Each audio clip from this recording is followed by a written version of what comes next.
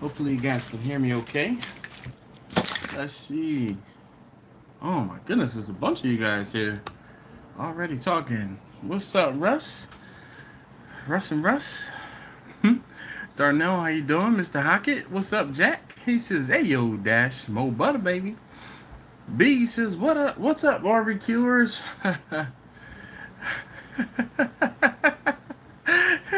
Darnell said, I said Mo Butter Baby to my girlfriend as I had her spraying ribs. I laughed so hard. She was so confused. If you know, you know. Alright? Mo Butter Baby. Uh, oh boy. I use brown sugar and apple juice, so my neighbors love them. Alright. Mr. Hockett, that's what's up. I used to do sweet ribs, but ribs were here. Everybody straight up brisket type seasoning. Okay.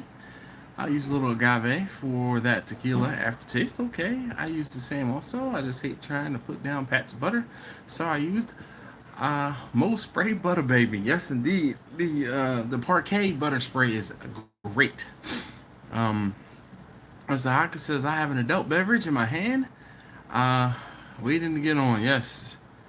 Well, yep. I use agave, and my girlfriend's is allergic to honey. Nice. What up, Steven? He says, hey, yo, Dash, good evening and good evening all. Hello. Peace, the same here. I had my first cavity in 48 years filled today. Can't eat anything, so it's liquid diet tonight. Seriously? Freaking, look, I broke a tooth the other day. I think, yeah, that one. I broke it. I won't say clear in half, but I wasn't even doing anything crazy. Like, I can't even remember what I was eating. I think it was chewing gum, and all of a sudden I'm like, what the? Like something's in my tooth broke. Breaker64, yes, I do remember you. You asked for a shout out around Christmas, and I gave you and your girl a shout out. I can't remember your name, but yeah. Mr. Haka said, if you didn't know, now you know. Jimbo, what's going on? He says, what up, Dash? Land O'Lakes spray. All right, Land O'Lakes, Parquet. I won't say they, they're all the same.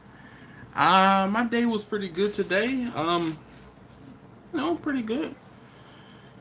B says, what's up, Cat? How you doing, Captain Newbie?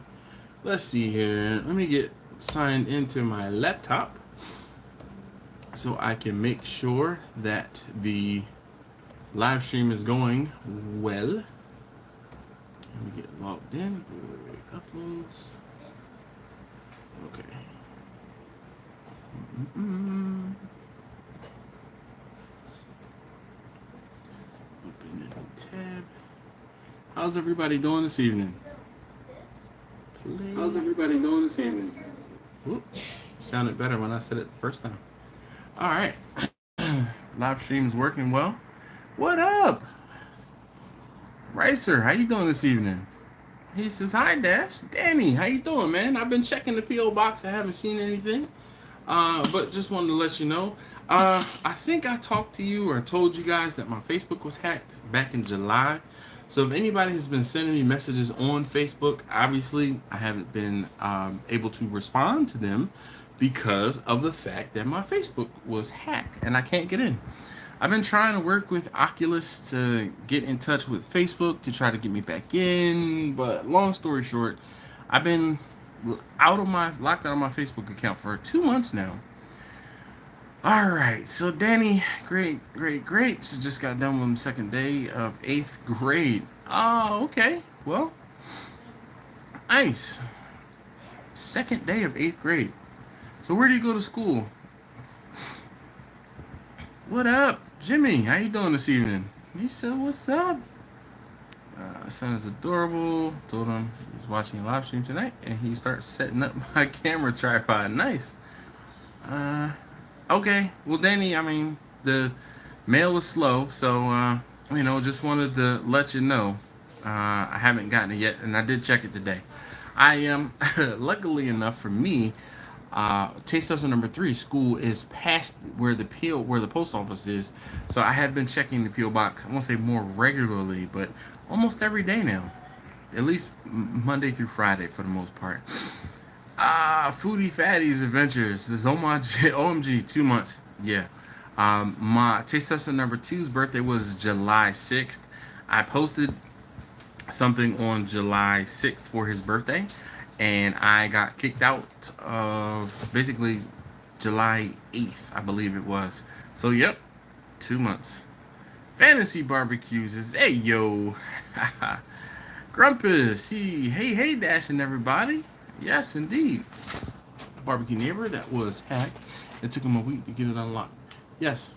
How do you have like the perfect? How do you have like the perfect voice for each and every comment? I don't know how I have the perfect voice for. Taste Tester number 3 wants to know how I have the perfect voice for each and every comment. I've got a lot of practice, maybe. You remember Johnny Nimbus from Liv and Maddie? I sure. He always like keeps it going, keeps his voice like steady, then up and down and up and down. Well, you have to engage everyone. So when you're talking to them, you have to engage them, and that's why um, I talk to people the way that I do. Mr. Hacker said I have a barbecue neighbor that was hacked. It took him a week to get it unlocked. I wish. Breaker64 says Richards Middle School in Fraser, Garfield, Michigan. Nice. Up in smoke. He says, hey Dash, how are you? I'm good. I did not use 123456 as my password. Trust me, it was stronger than that. The problem is they did not actually use my password to get into my account. Long story short, Facebook has a ability to get back into your account, and all you really need to do is have some of your personal information like a cell phone and an email address. So they got in without actually getting my password. They weren't able to change my password. I changed my password, which means they didn't have access to my password. They just had access to the recovery tools, and that's how I'm locked out, because I can't recover my account because they changed my email and the cell phone associated with my account. Long story short. Anyway, Grumpus Giovanni, how you doing? This is a new name I haven't seen. Russ says, Mo Butter Baby. Yeah, she left already. She said, Mo Butter Baby. Primo 9, how much you charge for a full brisket? Market price. I almost say I can't give you that price right now, but it's about $175, $180 possibly. Fantasy says, Mo Butter Baby. Yes, indeed.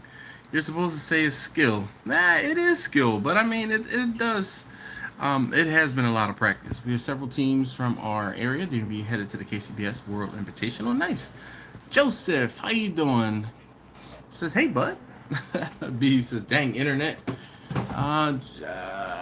Joseph says, from 956. Let's see. Control T.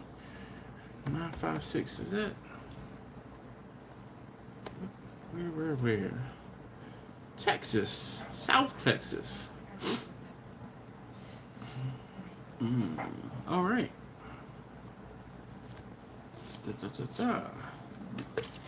Okay, so. All right, cool. South Texas checking in. What's up? Rio Grande Valley, he says. All right, so you guys who. Though I'm looking at a map, I see you are at the tippy bottom tip of Texas there. Gabriel, what's up, Vato Dashing, everyone? ¿Qué te pasó contigo, amigo? Alright, so, Rockstar, and this is not actually New Amsterdam. This is just some clear. So we're going to mix the two tonight, and hopefully we have a great night. Alright, so let's do this. We are almost 10 minutes in. And if you have not already hit that thumbs up button for me, please do. Thumbs up. It really does help me feel better about doing these videos. And it helps these videos. It helps my channel. All of the above, basically. Oh, that's way too much energy drink. And not enough room for...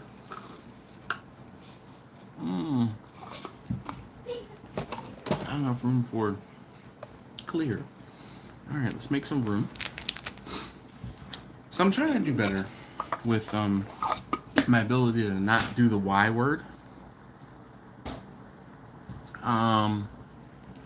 What up, Justin? It says greetings from Los Angeles. All right, we're here to plug in. That was a decent pour. All right, we'll put that off to the side. Okay. Hopefully everybody's ready. Let's talk some numbers tonight. We're gonna do some math and we're gonna do some education and you know I gotta get I feel like I need to get a scrap piece of paper so I can let's see. Nope, I do actually need that. Whoa, here we go. Here's one. Do I have a free sheet of paper in this book so we can do some math, some figuring? All right. Oh yeah, I remember that order. Gosh, this. All right. Okay. So we're gonna do some math and we're gonna talk about how we get to these numbers. Some of these numbers. I had someone ask me today. It was actually, I believe it was Blind Man Cooking. He says, "How do you come up with?" Or he actually said, "I am gonna be doing an event."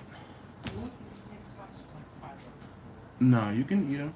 I don't know. Just put them on a paper towel or something. I'll kind of eat them. Just put them on a paper towel. I'll eat them. I'll take care of it.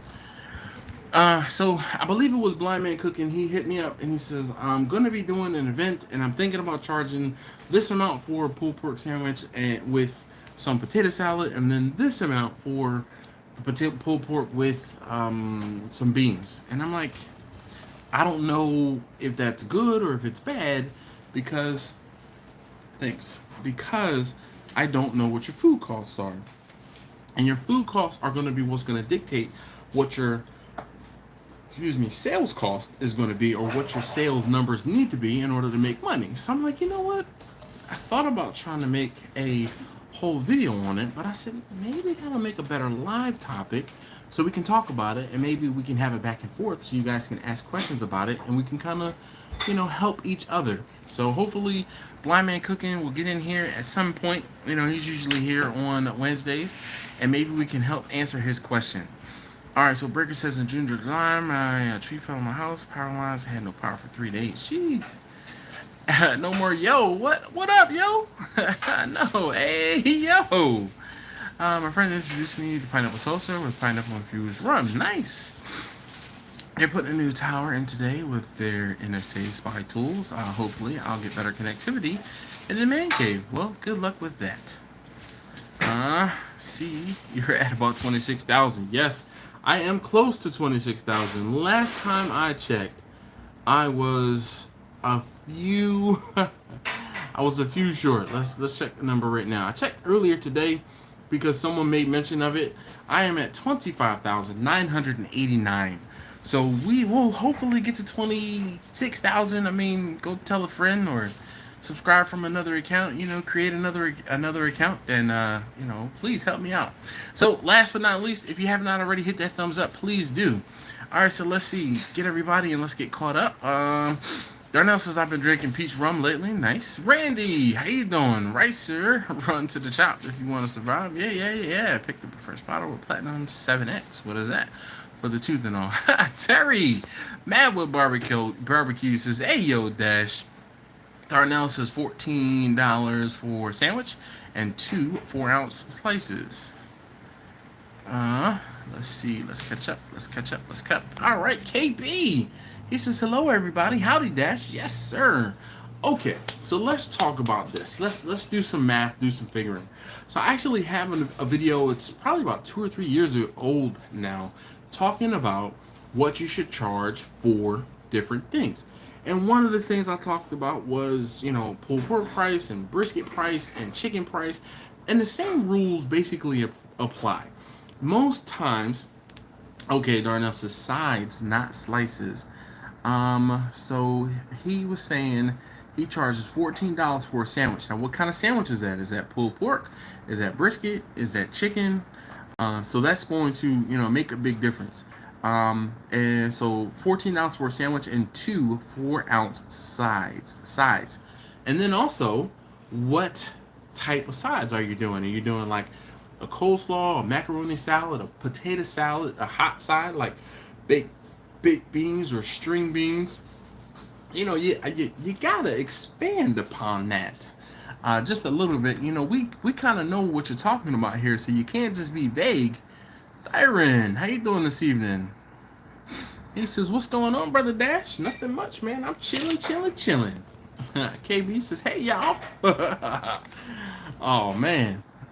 All right, so let's do this. Let's collectively say, you guys. Let's kind of walk through or work through. Let's do pulled pork. Pulled pork is pretty easy. Um, let's. How much are you guys paying for pork shoulder right now per pound? Um, Joseph says this sweet barbecue joint is $24 per pound for brisket, which is pretty on par. If I were doing brisket, well, not if, but when I do brisket, or when I've been doing brisket recently, I have been charging $22 a pound. I think the last couple events I've done, it was $22 a pound. And that's not as much as I want to charge or need to charge. That's just kind of what I am able to charge. That's what my market will bear.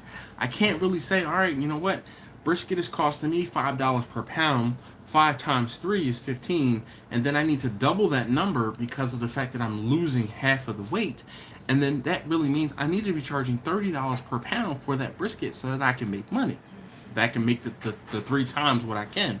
But I'm figuring charging $22 to $24 towards that 30, it's gonna give me, that is my loss leader. Brisket has always been my loss leader, so I've only been able to charge like 75 to 80% of what the actual cost should, or what the actual charge should be, because folks just won't pay that in my area.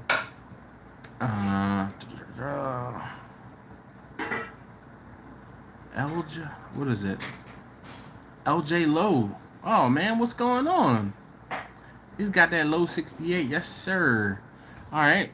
Diamonds is $2 for pork butt, so we got $2. Let's see. I think it's expensive in the Franklin's, and that's what they charge, $22. I think Franklin's charges $22 per half pound. I don't think it's per pound. Pulled pork, add a third of a pound to 4-ounce non-premium sides at $2.50 to $3 a pound. That's all right. Melman, what's going on? Is the 10/15 your birthday? Because if it is, my birthday is 10/14, and that's pretty dope. Thyron's is $27 for I guess per pound for brisket. Chris says $1.66 a case, $3.25 for individual butts. Gosh, so we got $2. We got $3.25. Let's take like maybe 5 to 10. I don't know. Maybe we can get 5. So if you comment what you're paying for pork shoulder right now, and we'll do an average, and we'll kind of say, all right, let's figure out what we should be charging, or what should be charged per pound for pulled pork. Let's see. B says I do half-pound protein and 2 generous scoops of sides in the portion containers for $10.99. All right. Joseph says $3.25. All right, so we got another $3.25. All right. See, I knew I liked you. Elman, my birthday is October 14th, so cheers to that. All right, so J-Lo, this is kind of what we're talking, or LJ-Lo. LJ, I guess I'll just say. He says, how do you determine that on the cost how much you buy in the pork? But I'm paying $20 raw. $20 raw, you have to tell me how much per pound. Because we can figure out, we have to do our measurements, or our figuring, our numbers, based off of the per pound cost. When you say $20, that's kind of arbitrary, because it could be $20 for a 5-pound butt or $20 for a 10-pound butt. We need to know what the weight is of that butt and how much it costs per pound. Justin said, I was happy to see the price of the spare ribs back to normal. Restaurant Depot, $1.83 a pound, down for $4 the 4th of July. It's crazy. I actually saw some baby backs at Sam's over the weekend, and they were $4.88 per pound on sale from $4.99 or 98 cents per pound. They were on sale like 2% off or something like that, and it was like big old sign with a yellow stickers on them, like save 2%. Ooh, $5 per pound for baby backs is not the way to go. Darnell says I mainly look at menus for spots around me and try to fall in line with the middle. I'll fall in the middle somewhere. Nice. Brisket you can only charge $15.99. I don't know about that, B. Shoot, I was taking the afternoon nap, so I'm late. Howdy, everybody. Victor says, what's up? Let's see. Chris says, I got 3 cases for a wedding, about 180 pounds of butts, or for $300-ish at $1.68. Excuse me, $1.66 per pound. That is a steal. So I'm gonna write that one down, and we'll average this all out in a second. Come on, I need one more. I'm waiting on one, and then we'll have 5, and then I'll take this average and we'll do some math. DMV Barbecue says, hello, people. Yes. MTG, what's up, Johnny? How you doing? He says, I'm here, y'all. All right, how much are you paying per pound for pork shoulder? Now, I don't want, I mean, if I want just straight shoulder butts, not the picnic. All right, shoulders, not picnics. You still remember, you still account for time, fuel, gas, packing, seasoning, and such. Yes. Pork butts are running $1.20 a pound for 30 plus pounds. Holy cow! Like I can't. That's too low. I can't put that down. All right. B said I just paid $10 for a 5-pound butt, which is at $2 a pound. All right. Anybody else want to get in on this? LJ is good. The ones I got were 8 pounds of butt. All right. So let's do some quick math. Calculator, 20 divided by 8. All right, so we got $2.50. Anybody else want to contribute? No name Dave. Chicken wings. We're not talking about chicken wings right now. Let's talk about pork shoulder. How much is pork shoulder costing you right now? We're going to kind of work through this for those of you guys who are new to this and trying to figure out how much you should charge. Our ribs are more expensive than brisket here. Yeah, B, same thing. My daughter works at a grocery store, so I know the butcher, so to say. Nice. Bus and Sam's were $2.79 Saturday. All right, 7.9. Jimbo says $1.98 per pound. Oh, my Smithfield pork spare ribs here at my local joint. Pork shoulders. Shoulders. Upscale, half pound, 15. We should charge $25 a pound. You make more than at half pound. All right, Grumpus is $2. Oh shoot! I dropped my paper. Where'd it go? Grumpus says, shout out to Grumpus. There he is. Shout out to Grumpus. Grumpus on fire. Grumpus, is it me or have I not seen a video from you in a while? Grumpus says $2.89 at HEB. All right, so let's do some figuring here. We have $2, $3.25, $3.25, $1.66, $2, $2.50, $2.79, and $2.89. So that's $20.30. 20, 34. 1, 2, 3, 4, 5, 6, 7, 8. 20, 34 divided by 8 gives us $2.54. So let's just do even numbers. $2.55. So let's say our average is $2.55 per pound, right? Upsell, yes. G-Burn, Costco. Oh, Glen Burnie, Costco. Yeah, I was just talking about that. I was in Glen Burnie, and the ribs were $4.88 per pound. Grumpus, all right. I have been busy the last quite a few weekends, and I have not been, watching a lot of YouTube barbecue stuff. Victor says can't help here. I'm still waking up. Plus, in the Great Pacific Northwest, all meat prices are too volatile, up and down. Looking at Restaurant Depot website prices from $1.29 to $3.49, depending on fresh or frozen, and case weight. All right, go. Grumpus, see, you had me thinking I was going crazy. All right, so let's see. We have a price for pork of $2.55 per pound. So we take $2.55 times 3. Gives us $7.65. Now, the thing that you have to remember when you're cooking pork is you lose half of the weight of your pork. So that $7.65 is what you should be charging per pound. You have to multiply that by 2. So then it gives us a price of $15.30 per pound. Average. Average, right? So at $15.30 per pound, I'm pretty much spot on with that right now. I am charging $14 per pound. Yeah, I'm charging $15. No, actually, I think I recently had to bump my price because the prices of pork had gone up. I bumped my price to $15 per pound. I also think that I was paying closer to $3 per pound for pork shoulder than I was for than I am. All right, or excuse me, than I was. So $15.30 is about average. So $15 to $16 per pound. Now, if you can squeak out $18 per pound for pulled pork, more power to you. Now let's just talk about this, right? So if you have $15.30, right? You have to, put a little bit more on top of that for, like to cover, just like Darnell was talking about, all those extra things, the spices, the rubs, the travel time, the packaging, all of those things cost a little bit, and you have to tack on those prices to your, what you're doing.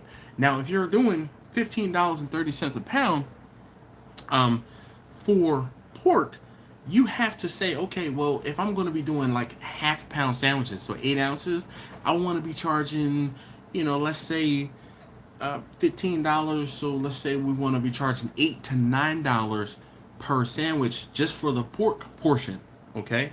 And then if you're doing sides, you have to figure out what your sides cost, multiply that by 3, and then if you're doing a 2-ounce side or a 4-ounce side, that's how you figure out how much you're going to be able to charge or how much you should be charging.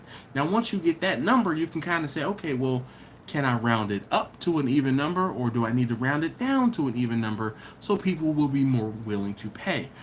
On the sides, you kind of get away with being able to charge a little bit more because, by the time you lump it all in, $2 here, $3 here, versus that portion cost of like $1.50, $1.25, when you can double what your portion cost is, that's how you make, B will tell you, that's how you make a whole bunch of money on your sides. Alright, so let's see. Let me try to catch up.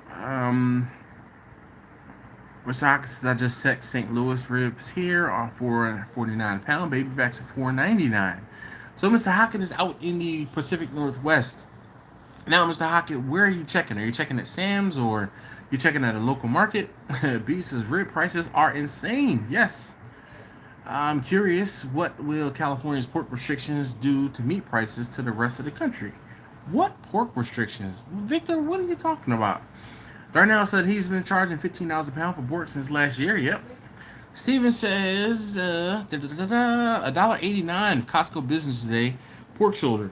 Steven, you're lucky because the average that we got was $2.55 from everybody.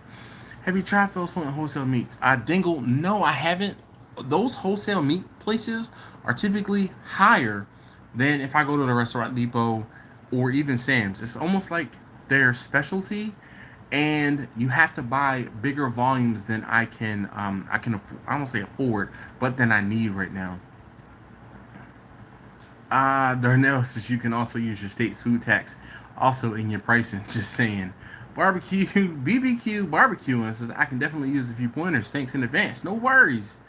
ERKO, what's up? He says, what's up, my man? Checking at Safeway delivery service. All right, thanks, Mr. Hockett. Just trying to level set, because a local market is probably going to be slightly higher than like a Costco, or a Sam's. Just putting it out there. ERKO says just bought me a Traeger Pro 22. Any thoughts? I have a whole entire playlist of Traeger Pro 22 videos, so I think they're pretty good. I won't say they. I only have one, but I cook on it pretty fine. Let's see. Let me try to get this playlist real quick, and let's see. Traeger. Nope. Let's just look at the playlist. Oh goodness. and I will send you. I'll post the link to the Traeger playlist, and you can take a look at these videos at your leisure. Here it is. Traeger Pro 22. And all right. There you go. All right, perfect. The link did post. Let's see. John says Costco in New Jersey is $4.79 for spare ribs and $4.99 for baby backs. $2.99 for pork shoulder. That's what I was talking about. I think I'm paying closer to $3 for pork shoulder, but the average of what everyone was saying today was $2.55. And then again, so Darnell was talking about how he charges about $15 per pound. I know Darnell buys his pork shoulder from the PX, an Army Air Force base. PX, whatever it is, and he gets it dirt cheap, so he doesn't count. he's not talking about reality in the grand scheme of things. Greg Honeycutt says, "What's good, folks?" And Dash, just checking in. Well, thanks, Greg, man. Definitely great to see you. Dingle says, "I've had a Pro 22 for about 2 years now, and I love it." Same thing. I've had mine for going on 3 years now. That's Warren 925 says Lidl just had spare ribs $2.89 for Labor Day. Whoa. Law was passed in California for better treatment of livestock, which will raise costs and lower of pork. I guess lower the amount of pork produced. Interesting.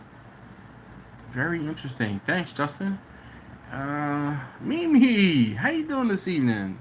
She says, "Hey, yo, Dash. Hey, everybody." All right. Darnell says, "I get my pork shoulders at Giant." Okay, he's like, "I'm a regular person. I don't get all of my meat from the PX. Leave it to the soy eaters in California to mess things up for everyone." Well, some people do want the ethical treatment of animals. I mean, it is what it is. LJ says, "So what kind of scale are you using, and how are you plating this out?" Very good question. How do you portion your stuff? So, you portion your stuff. There's two methods. You kind of eyeball it. So you probably can, if you go to most barbecue places, or even a lot of places, definitely weigh things out. If you've ever been to like a Jimmy John's or a Subway or anything like that, they take the meat and it's already pre-portioned. It's already pre-portioned. They take a handful and they put it on the scale and they weigh it out and they say, "Oh, okay, this is probably 4 ounces or 6 ounces, whatever they put on the sandwich," and then they take that and then they spread it out on your bread. Same thing is going to happen with your pulled pork or your brisket. You are going to take and either slice it, put it on a scale, see how much it weighs. Make sure it's not too much. If it's too much, hey, I'll take a little bit off, save that for the next sandwich or the next, bit of slices, whatever. Or you can use, like if you're using pulled pork or doing pulled pork, you can get a scoop, right? A scoop. There are 2-ounce scoops, 4-ounce scoops, 2, 3, 4, 5. I think it's 2, 4, 6, 8 scoops, and you can scoop up a specific amount, level off the scoop, and then boom, that is a measurable amount every single time. Or you have a specific portion that you're like, okay, when I take this scoop, it's about this much. So that is how you kind of get your portions. Victor says, "Dash, you haven't heard, and maybe anyone else. So passed the law. Livestock businesses have certain requirements for being raised for humanity. More to come." Alex, he says, "Hi all. Paid $11 for a 7-pounder at Giant." All right, Darnell. Sean, what up? What up with you? Newbie says $1.99 at my store's website for pork butt. All right. Now, is that the picnic or is that the shoulder? Because the picnic or the butt. So which one is it? Terry, he's talking about everything, and okay. Blind Man Cooking, he says, "What's up, everybody? How is everyone doing this evening?" We are good, sir, and I believe it was you who sent me a message earlier asking me about the topic at hand. Let's talk about pricing food for catering. All right. Let's see. Darnell says a decent sandwich is about 1/3 of a pound. Yeah. Chef Arel, what's going on? I feel like my eyeballs are a scale at this point. But you know what? So Chef Arel is, he's name is Chef Arel for a reason.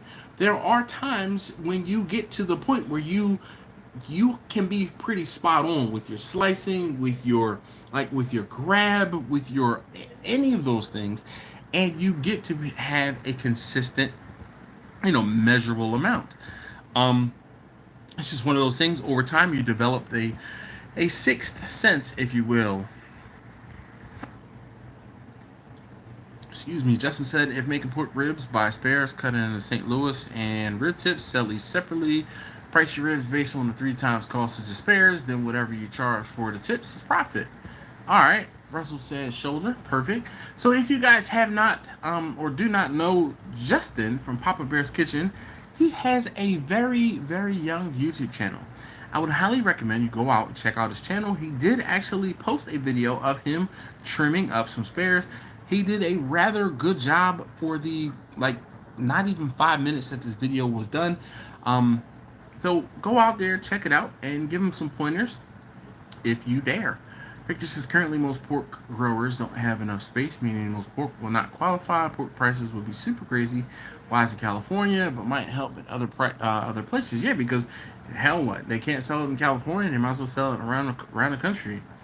S. Warren says bone-in pork chops are $1.98 at Lidl this week. Some might not care, but I get a lot of people who ask for barbecue pork chops. Nice.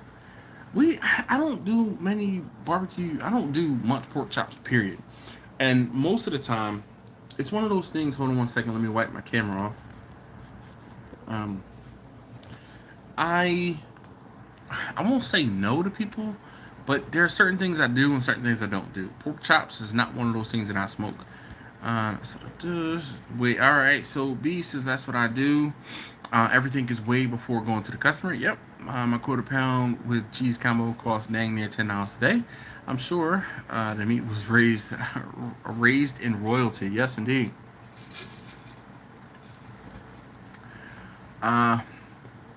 ERKL says, will an 800-pound pig make good bacon, or will it be mostly fatty? I don't know. I have never really seen or heard of a pig getting that daggone big. 800 pounds, you're talking about like a small cow. Victor is up in the Pacific Northwest. Steven says, my example family event for 50 smoked 4 briskets, 12 baby back ribs, 12 chicken cuts and the quarters, brined, also homemade potato salad and corn on the cob. No problem, Justin. Want to be sure, don't mutilate a pork belly this weekend. It turned out horrible and very fatty. Pork belly by default is fatty. And how did you prepare it?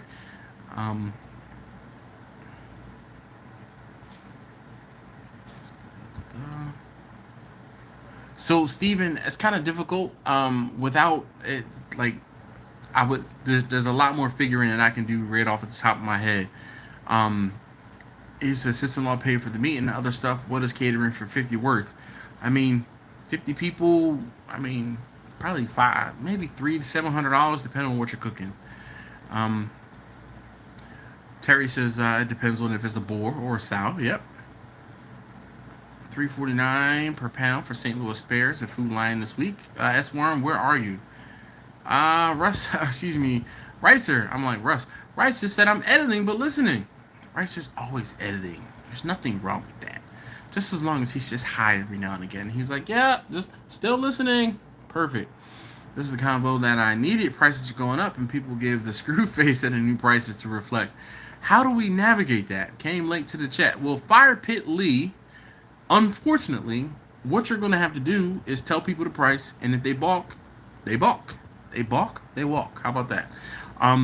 You're not going to... You're not in this to make friends. You're in this to make money. You're in this to run a business, to have a business.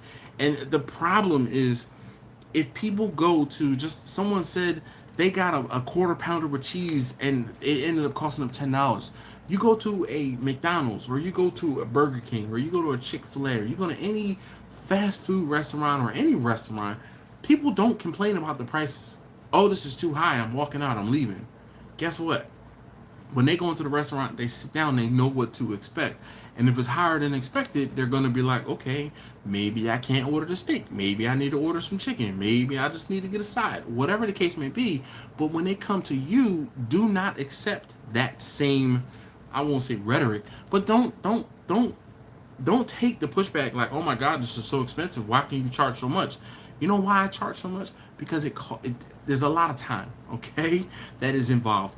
And the food costs dictate what you're going to pay. And the food costs are getting higher. Therefore, unfortunate as it may be, I have to pass these costs on to you. So we talked about this earlier, right? And, for Fire Pit Lee, we talked about this earlier. So I got 8 prices of pork shoulder, because pork shoulder is something easy, most people can understand, and we can talk about pork shoulder. And I'm going to break this down, and we'll talk about this, and we'll say this again a few times for people who are coming in a little late, things like that. So pork shoulder, let's break down how we get the price on what we charge for pork shoulder. Pork shoulder, I got $2, $3.25, $3.25, $1.66, $2, $2.50, $2.79, $2.89 from a few of you guys who were commenting earlier. I asked for current prices of pork shoulder in your particular area. Now I know for sure I'm paying closer to $3 per pound for pork shoulder. Some of you guys are lucky and are paying whoever paid $1.66, man, good on you. But then there's other folks that are paying $3.25. But the average of those 8 prices that I was given was about $2.55. Okay, so excuse me. So we take $2.55, and I'm going to try and slow down so people who are driving or listening, or like Ricer, he's editing a video, he might be able to do this math still in his head, and he doesn't have to take his shoes off in order to count to get these numbers. So $2.55 times 3. Most times, more often than not, people will say, hey, in the restaurant business, when you are charging for food, you charge 3 times your cost. 1 to cover the cost of food, 1 to cover the cost of all of those expenses that you have, the spices, the seasoning, the container, all of that other stuff, and then 1 for your profit. Okay, that's how you get the basic calculation for what to charge. So we take that $2.55 and we multiply it by 3. We get $7.65. Now the problem with pork shoulder is $7.55 per pound is an absolute steal, because when we cook pork shoulder, we lose 50% of that meat, 50% of the volume. So if you have 20 pounds that you're cooking, you can only sell 10 pounds, which means you now have to double the cost for that meat.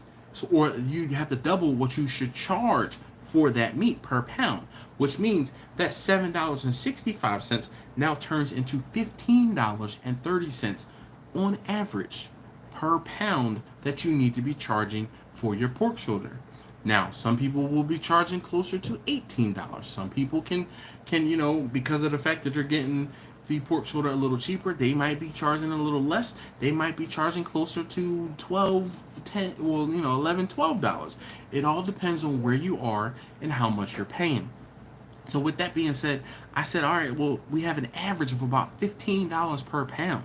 All right. So that example of taking that $2.55 per pound, by the time we times it by 3, and then we double that because of the fact that we're losing half of the volume when we cook, we now have $15 around about that you should be charging per pound.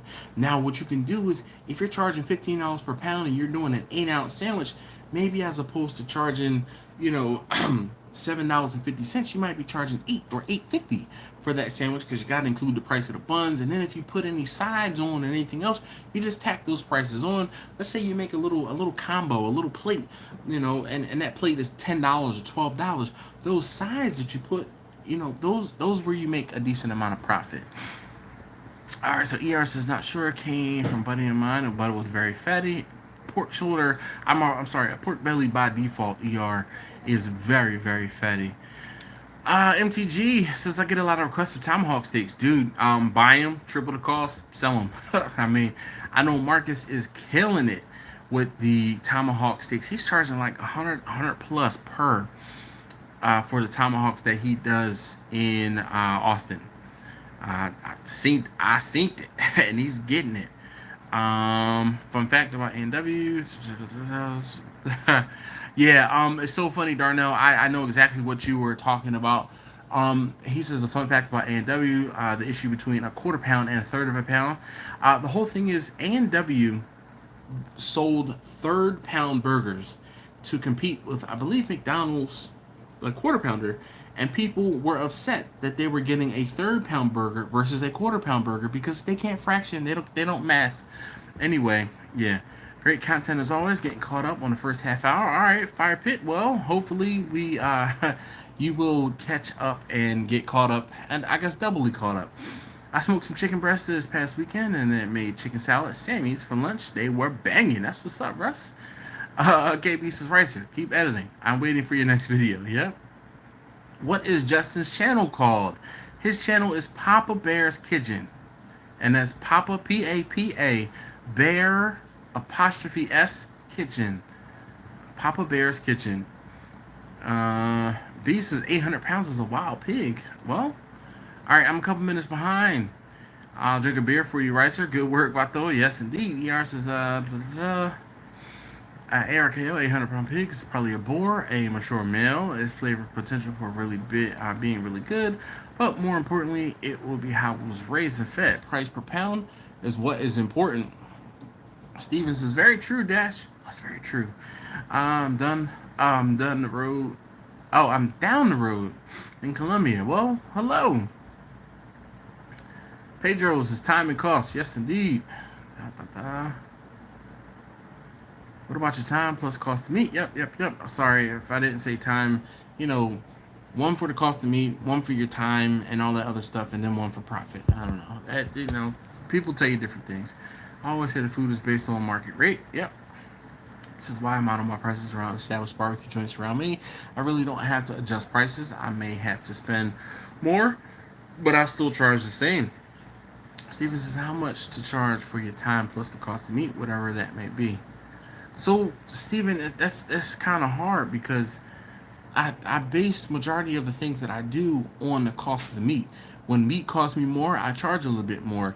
And it to me, it works out in the end. I don't charge like a per hour fee unless I'm going to cook on site. Darnell says, you're not dropping your prices if the prices go down. Unfortunate, prices have not gone down. How do you incorporate your incidentals, aka spices, containers, wood, etc., into the price? Volume will help you to get those monies back, Russ. So when you are doing a higher volume and you have extra profit, that's when I buy seasoning, spices, containers, and other things like that. Greg said I try to avoid pork chops and whole or half chickens for customers. He says too easy to end up dry. Nice. True. It depends on what you're doing. You charge more than a local barbecue place because it's catered. I can't say that I do, Steven. The barbecue places around me are pretty expensive, and I won't say they're misleading, but they are charging per half pound. So what the prices seem less because people think they're getting more than what they're actually getting. Darnell says, remember, this restaurants have distributors. They pay less than us, independent guys. Sure enough. Victor says, let's see. What up, Mike? How you doing this evening? It says, hey, Dash. Mimi, Mimi says, mini rant. All right, let's read Mimi's rant. All right, Mimi says, smoked brisket and ribs Sunday night with the Kingsford wood. Never again. No matter what I did, the fire would die quickly. Wood smoldering. Never experienced that with any other wood. So, Mimi, unfortunately, without getting more information from you to try and help you figure out what the problem could have been, you might not have had a decent enough coal bed to get a fire raging to keep your wood going. It is, and it I don't know, but that's just one of those things. Webcam CEO, hey man, El Barrio, what's up, Dash? He says. LJ says, so Saturday I wanted to try to sell some sandwiches. So I made 3 pork butts. I spent $150 for everything. I sold sandwiches for chips and a drink for $10, $10. So how much did you make off of that? As Morris says, me, what was weather like outside? Some towns that may play an issue. Too much moisture in the air. Yep. Let's see. Justin says, what's the best way to estimate your after-cook yield? Experience, trial and error, some list somewhere, or from one of Dash videos. So, Justin, I've done it through trial and error. I have been cooking pulled pork, brisket, chicken for such a long time. I know how much yield I'm going to have. There are actually, I do have videos out there talking about it. Pulled pork will give you about 50% yield. Brisket will give you about 50% yield. Chicken, when I do a boneless skinless breast and a boneless skinless thighs, you yield about 75 to 80% of that, before cooked raw weight versus after cooked weight. So when I do my cooks, when I do how much I need to figure how much I need, those are the things that I have in my head. All right. Well, I'm glad to see. Thank you guys in advance for subscribing to Justin's channel. Time to hit that thumbs up if you haven't already. Thanks, Jimmy, for reminding everyone. Something today about people can't fraction. I think half is more than a third. Half is more than a third. The question or the problem was third is more than a quarter. I have a lot to say about this, but too much to type. Yeah, that's just an FYI. Follow each other on Instagram. Exquisite East Maryland on there. Oh, okay. All right. See, now we're trying to put names and usernames together, and yeah. Lou says, hey, yo, better late than never. He says, what's going on, my friend? Not just my friend. Don't just ask me. Ask everyone how they're doing, Lou. Don't you come in here and only talk to me. You know what's going on. Lou says, great topic. He said, what's I missed? Come on, man. What I missed? You missed a lot, Lou. You're going to have to go back and start from the beginning and just watch it from the beginning tomorrow on your way. Like, just get ready and have me playing in the background. How about that, Lou? That's what you need to do. All right, I didn't mean to rhyme it, but yeah. A cold bed was large and piping hot as usual, though. Any chance the wood got wet? I don't know. How much do you charge for your catering? It depends on what I am serving. I can't just say I charge this because I don't just charge that. I charge per pound per meat, and then I charge also like delivery fees. I charge for the warmers and the trays. I charge like a 10% fee for that, just to make sure my costs are covered. Still trying to figure out how much to charge for a catering job for X number of people. You pick the number and the cost of the meat. Okay, so Steven, here is the basic way I figure out how much I'm going to charge per person for meat. So let's say I have 50 people. Okay. Now I've done this calculation, this number for 50 people so many times, I can do this off of the top of my head. Most people estimate, or they tell you, I'm gonna have 50 people. All right. So listen to this one, Steven. You're listening? Maybe get a piece of paper. I'll give you like another 10 to 15 seconds. I'm gonna get you caught up or get caught up. Mimi said the wood was fresh from Home Depot, so she doesn't think it got wet. I don't know what is going on with the focus here on my phone, but yeah. So let's see, Steven. So let's figure this out. 50 people. Okay, my normal recommendation is a half a pound of protein per person. Okay, plus a 25% overage. So if we're going to have 50 people, we're going to need 25 pounds of protein. And then at 25 pounds of protein, we add 25%. We add 25% for those people who are hungry, who take a bigger portion, who get seconds, and just to make sure we have a little bit of an overage, okay? That works out to be like 32.5, all right? So what I normally recommend is okay, we're gonna have 50 people. I recommend a beef, a chicken, and a pork. All right, so we have 33 pounds that we need. My normal recommendation is 30 pounds, okay? And if they say, oh well, you know what, let's go a little heavy, let's go, you know, a little bit more, let's do 35, or hey, we'll go 40. All right, but the starting point is 30 pounds. With that 30 pounds, I'll say let's do 10 pounds of brisket, let's do 10 pounds of pork, let's do 10 pounds of chicken. And then I will have my figures, my numbers from there. And that gives me a starting point. And then once you have that starting point, you can say, here's what it's going to cost you for 10 pounds of pork, 10 pounds of brisket, 10 pounds of chicken.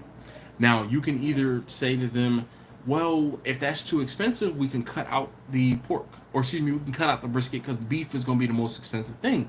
And then you say, okay, well, here's 15 pounds of pork, here's 15 pounds of chicken.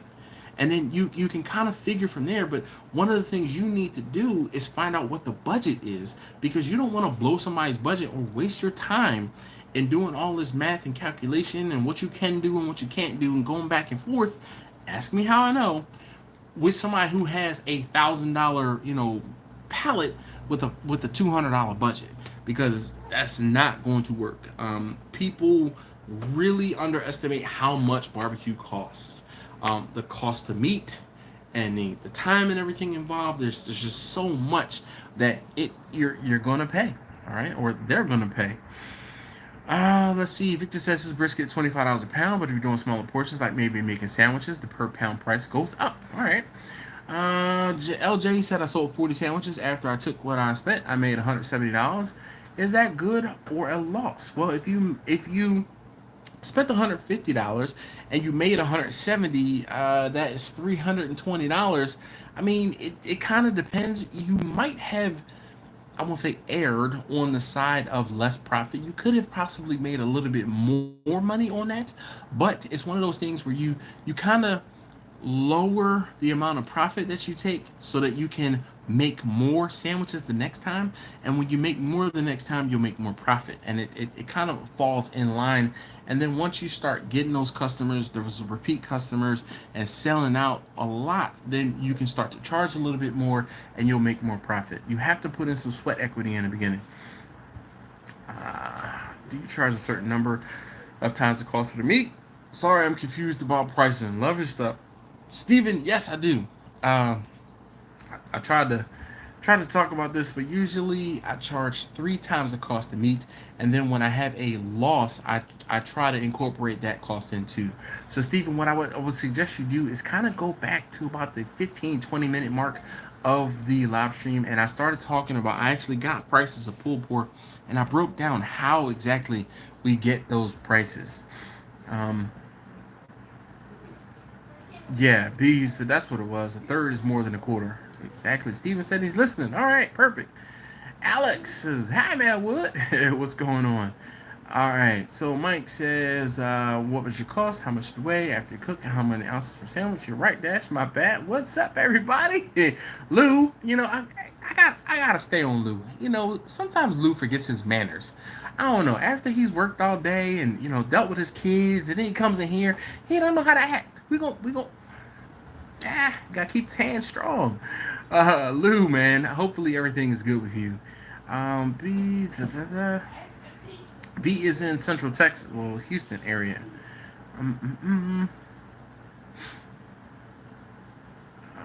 Use Kingsford.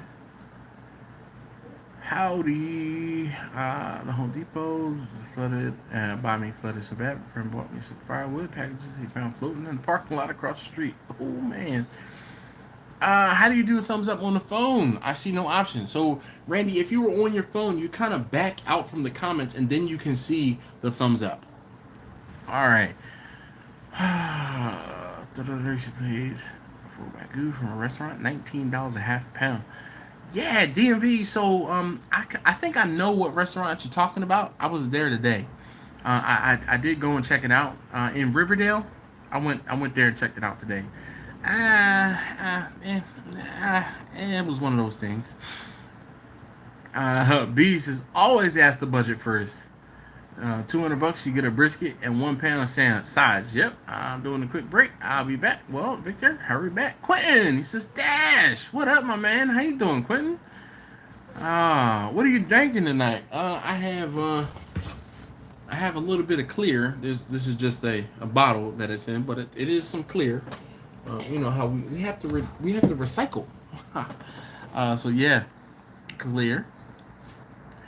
Um, Kent says, but this time next week I'll be at the American Royal. Well, congratulations and good luck, Kent. Definitely good luck. So DMV barbecue, I have you to attribute for. Actually, it wasn't you.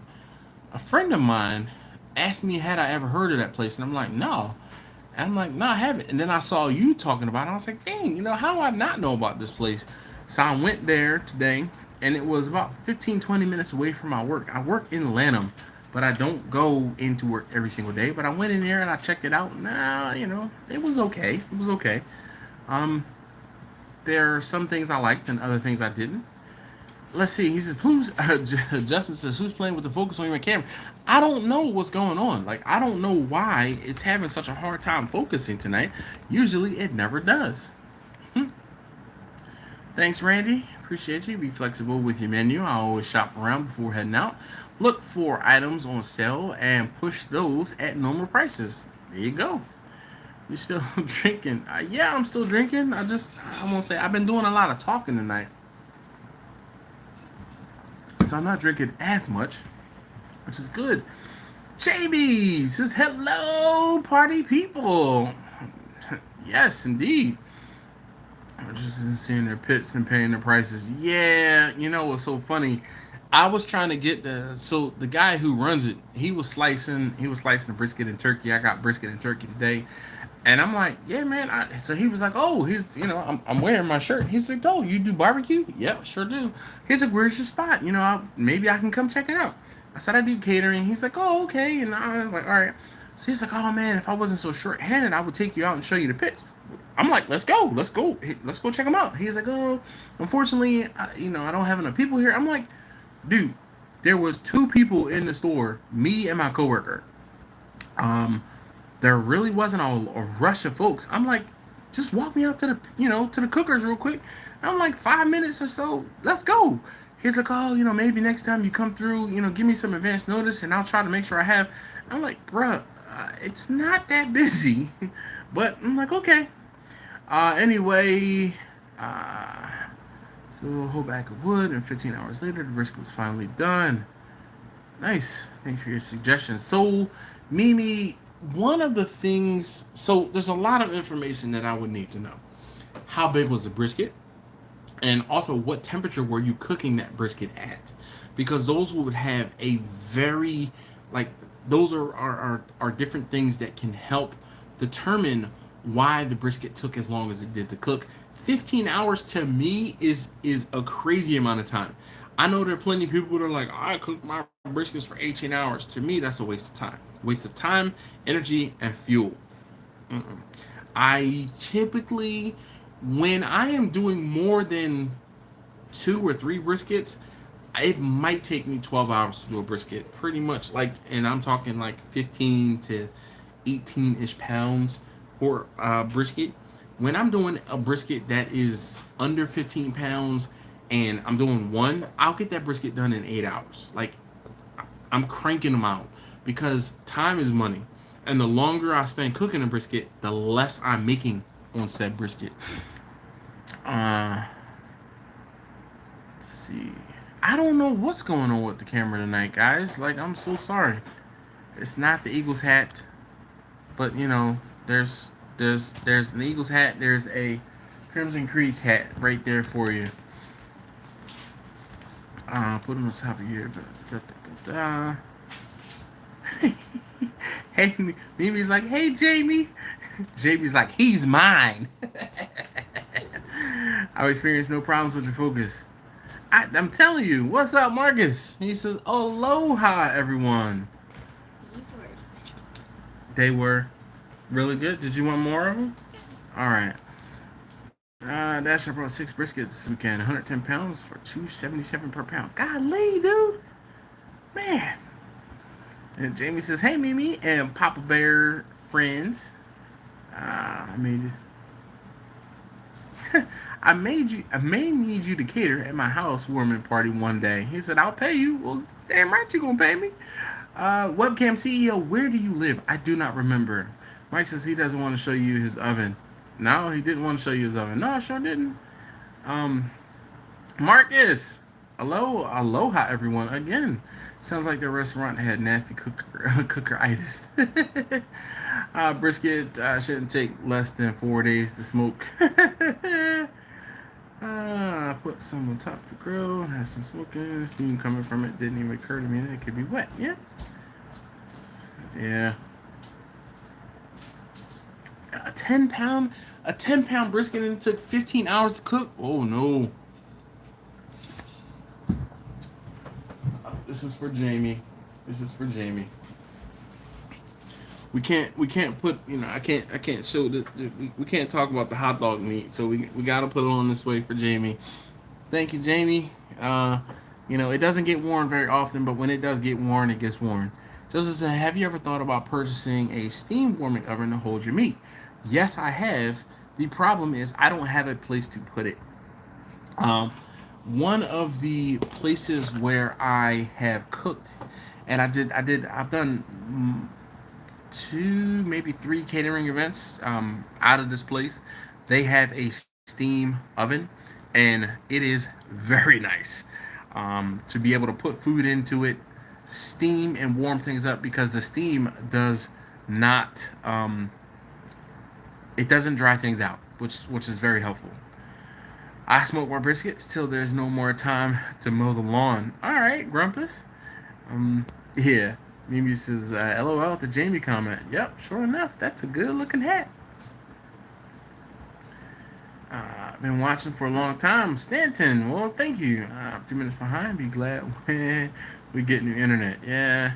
You working Lanham? I live on Lanham 7 Road. Let me know when it's lunchtime next. We will have to figure something out. Because maybe we can take a trip.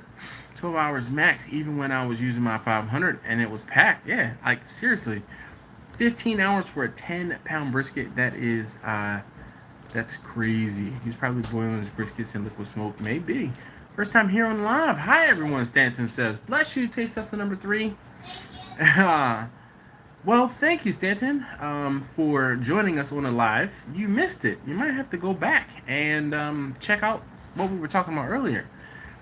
Webcam says live in Chicago, but moving to Florida. We need that barbecue. Where in Florida are you going to be going? My mother-in-law just moved to Florida. I'll be down there almost quite regularly, but I'll be down there from time to time. I couldn't keep it. Lit, coals kept burning out, wood smoldering, etc. It was sad, but enough about that. Well, Mimi, so one of the things, if you're having difficulty keeping your fire or your you might have not had enough air to your fire to keep everything lit and going. So you could have overstuffed it, or you could have overstuffed your firebox. The wood could have been wet. You might have just had, insufficient airflow. For a fire to be going, you need 3 things: heat, air, and fuel. All right. So if one of those things is not present, then you're not going to have a good fire. And that's why you might have had a problem. Rice said, I just got a Pro Smoker PK100, and that can work like a little steam warmer. Fun little pit. Pro Smoker PK100. Control T. Google. PK100. What? Oh, look at that. Pro Smoker model PK100. Alright, so you done stepped up on me? Little PKs. Pro Smoker model PK100. That's pretty dope. Okay, I see a water pan down at the bottom. Is it electric? Yeah, I guess it is. It's electric. Boogie, oogie, oogie, oogie. It's electric. Boogie, oogie. Golly, that price tag though. Holy cow. Alright. Ricers. Definitely. Nice. Grumpus. Sounds like your coals needed to be stirred up. No air under it. Yep. Stanton says I have a 17-pound brisket on right now. Nice. What was your temp? And when doing the brisket? 15 hours. When a 10-pounder is how you make brisket barley soup. He said, ask me how I know. Oh, Stanton says, I just got my first 500 gallon and loving it. Nice. Tell the missus we need to see a dedicated salmon burger video. Just because I'm biased, I like to see it on the big screen, on the big green egg. He says, those did look fire though. Temp was about 260, 275 for Mimi's brisket. Yeah, right. I'm jelly too. Yeah, Jimmy, exactly. $2,300. Wow. Eric, what's going on? Big E, how you doing? Uh, cold smoker sausage, jerky, and bacon. Nice, nice, nice. Um, Mimi, I. It's hard. It really is hard. It's one of those things where there are so many different variables to try and uh, to diagnose that we could be here all night just trying to figure out what the problem was. But the main things are going to be make sure you have enough air. If you don't have enough air, you're not going to have enough heat. If you don't have enough heat, then you have to check your fuel. And it's one of those three things. And then one of the other things too, Mimi, when you are cooking with wood, you have to keep in mind that the temperature is going to fluctuate, go up and then down, and then you kind of have to feed it, and it'll go up and then come back down. You can't. Also, one of the things that you can't do is you can't fiddle with it too much, because you fiddle with it too much, and then you're going to have problems. So you kind of have to fiddle with it, leave it alone, see what it does. Excuse me. I did not take an indigestion pill tonight, and I probably should have. So Quentin, the salmon burger. Funny enough, you say that. She made those salmon burgers on her propane grill, and I wasn't even here yesterday when she made those salmon burgers, and they were pretty fire. The avocado, the onion, it worked. I didn't even put any mayo or anything on my bun. I just put avocado top and bottom, the salmon burger, and some onion, and sent it. It was good. Darnell says, buy a master built 40-inch smoker. Great for holding food. They are cheap these days. Nice. Eric says he's good. Busy, busy, busy. That's what's up. Talk about a first world problem. All right, Mike, that's a very good question. He's talking to Mimi. He says, is your temperature gauge correct? Is your thermometer off? B says, I love my master built 140s as a warmer for the price. They are awesome. S. Warren says, did you have a lot of ash buildup that can kill your fire on longer cooks? Definitely. Mark Henderson says, too much wood can suffocate the fire, producing bad smoke. Yeah, ask me how I know. Gabriel says, please, more thumbs. Thanks, everybody. Hey, if you have not already hit that thumbs up button for me, I'd greatly appreciate it. It really does make me feel better about doing these videos. I gotta loosen my belt. Pulled it a little too tight when I sat down. It really does make me feel better about doing these videos. It helps these videos, and it helps my channel. So if you have not already hit that thumbs up button for me, I'd greatly appreciate it if you could. So let's see. We were at 25,889. We are at 25,991. We're almost at 26,000. Yes. Mimi says she had lots of ash. She had to dump it often. So one of the things, Mimi, about using wood, you actually will have less ash than if you were using charcoal briquettes. Charcoal briquettes will give you the most ash. Lump charcoal will give you less ash. And then using real wood should give you maybe slightly more ash than when you're using lump charcoal. Now, Mimi, what about using... See, it's kind of difficult. When you use lump charcoal, your temperatures will be higher, meaning you want to limit your air. It's so many different variables, Mimi. Like I said, we could be here all night long trying to talk about this. So DMV Barbecue says, I got my master built 40 Saturday. That's what's up. Yeah, Mike, he says, Dash, now, how do you know? this guy did a video on me messing up, and it actually brought a lot of new faces and eyes to my channel. And it is one of the most highest viewed videos I've done in quite a while.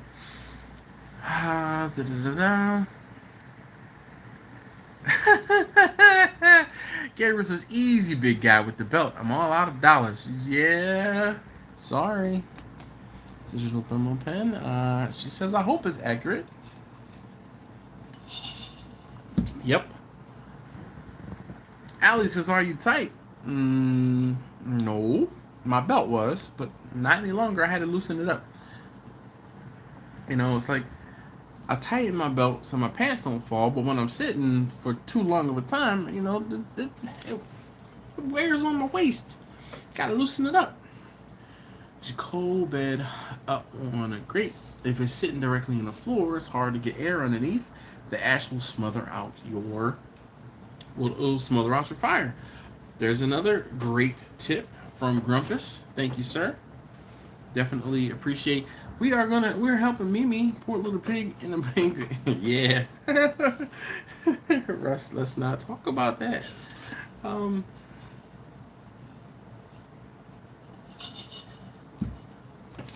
Maybe it sounds like you were doing, I won't say everything correctly, but you know,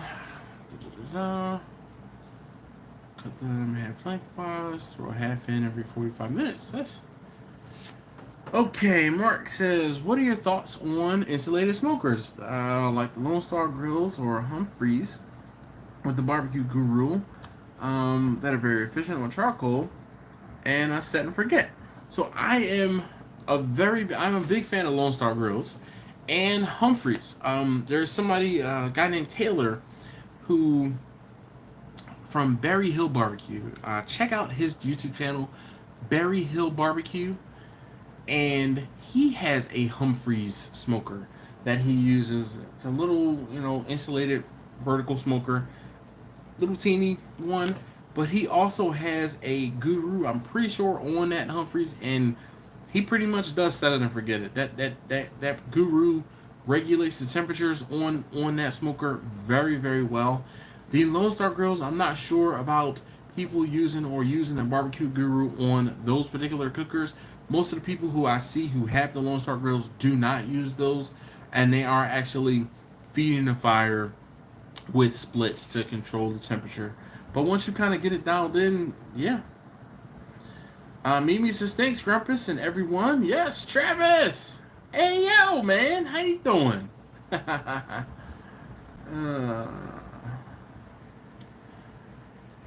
B says, I use lump to start my pit. He said it gets the pit temp up quick. Yes, indeed. I used to use lump charcoal for smoking and regular charcoal for grilling. All right. So, Mike, lump charcoal will help impart additional flavor because it's wood. The only problem with lump charcoal is it burns hotter and faster. Sometimes people are not prepared for the fact that it will burn hotter and faster, and they will have an adverse reaction or adverse effects. So you just kind of have to keep that in mind when you're cooking, to, you know, be mindful of the fact that your charcoal is going to burn hotter and faster. Mimi says, good idea on splitting the splits or making them smaller. She says, I need an excuse to use my new chainsaw. Just be careful, please. We need 10 fingers and 10 toes. Burn it too fast if you had to constantly dump ash. It's a big homemade smoker trailer. Found it on Facebook. Mimi, the cooker could be not cooking. Like, it could have a airflow problem. So that might be it. Move lump and briquettes in the same cook. Yes, Blind Man Cooking. I do it all of the time on my vertical smoker. The whole thing is, I use about half briquettes and half lump. I get the best of both worlds when I do that. I get the longevity of cooking with the briquettes, and I get the additional flavor and the hotter temperature when I am using the lump. Same thing when I use the #1 drum. I will mix lump and briquettes, and same great results as if I'm using a vertical smoker when I'm using Vicky. So yes. If you have not, so perfect draft blower, save time and wood, $300. If you have not, if you have a not so good offset, he says buy Darnell says buy a perfect draft blower, save time and wood for $300. Mark Mark says I use a Humphreys and a Guru. He said I will not go back to an offset. He said he sold it. Yeah, it's one of those things where if you have the ability to kind of set it and forget it, throwing splits. There are some people out there like Alton. Alton is like, I don't like using my ugly drum smoker because it's too easy and I don't have to do anything. Other people are like, I want easy and I want to not have to do anything.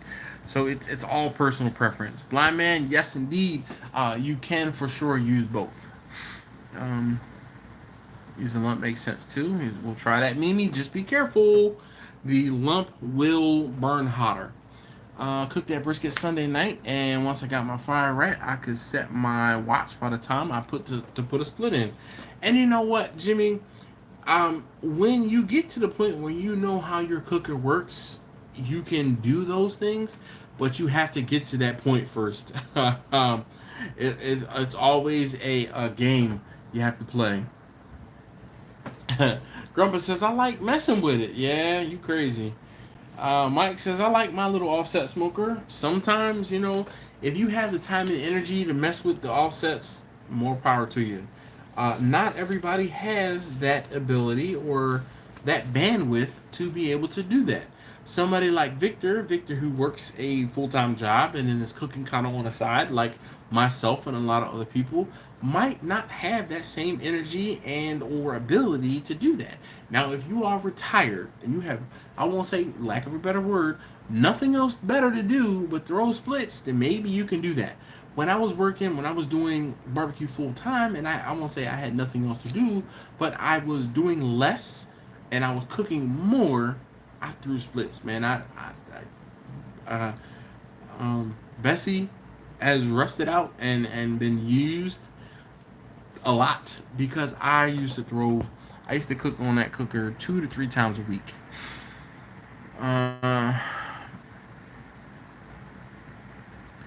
Mimi, before you get rid of it, post some pictures on Instagram. Tag us or tag me in it, and then, maybe I can take a look at it and make some suggestions. Mike says do an empty cook to learn how it goes up and down in temperature. Agreed.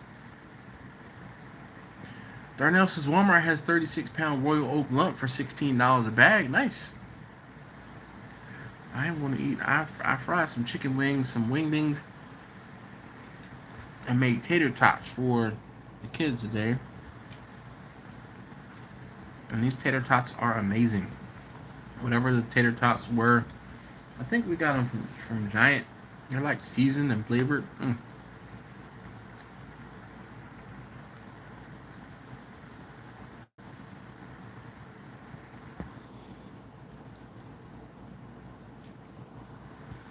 Mark said,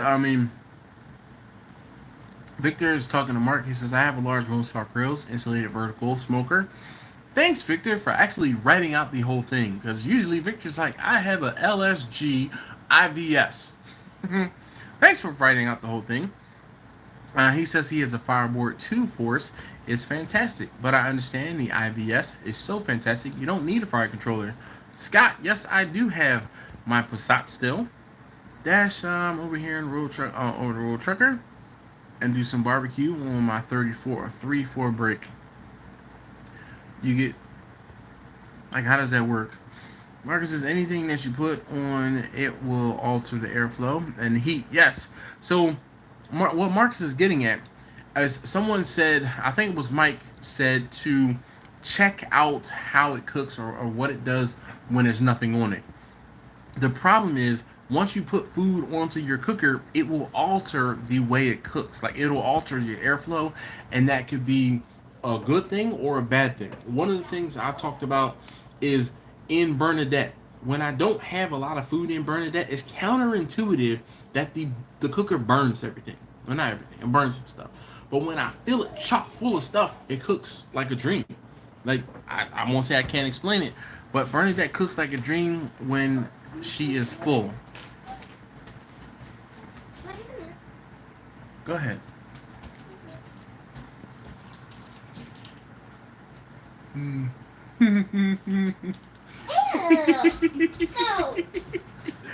uh-huh. I think I posted a pic on Instagram months ago. Tagged you. I might have to look you up again. Mimi, open the stacks all the way, and run your intake halfway open.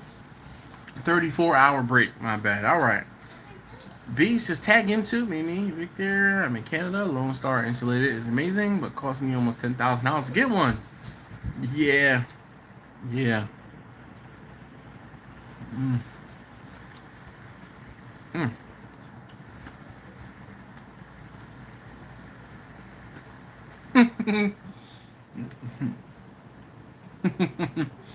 Mark says, her Instagram is literally Mimi Keel. It's the same.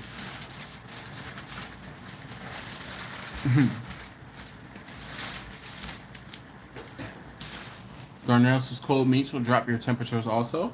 Yeah. There are literally. Is it okay if the oven lights on? The light inside the oven? I think I did it when I was cleaning the stove after I cooked. Okay. I will check it, but as long, can you just make sure the oven is not on? Make sure it's not hot, right? Okay, I'll turn off the light. Thank you for being observant. It's not hot, right? It's not hot. All right, perfect. I cleaned off the stove, the top, and I think I may have pressed the light button.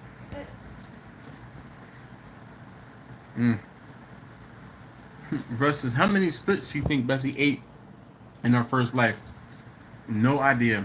I mean, I don't want to say tens of thousands, but it could have been 100,000. It probably it could have very well been 100,000. So let's try to do some quick figuring. When I would get the fire going, I would put 8 to 10 splits in to get the fire going. I would get the fire going, and then I would throw splits in, let's say 2 splits every hour. And if I did a 12-hour cook, right? So that's 10 times 2. No, that's 10, and then we have 12 times 2, so 24.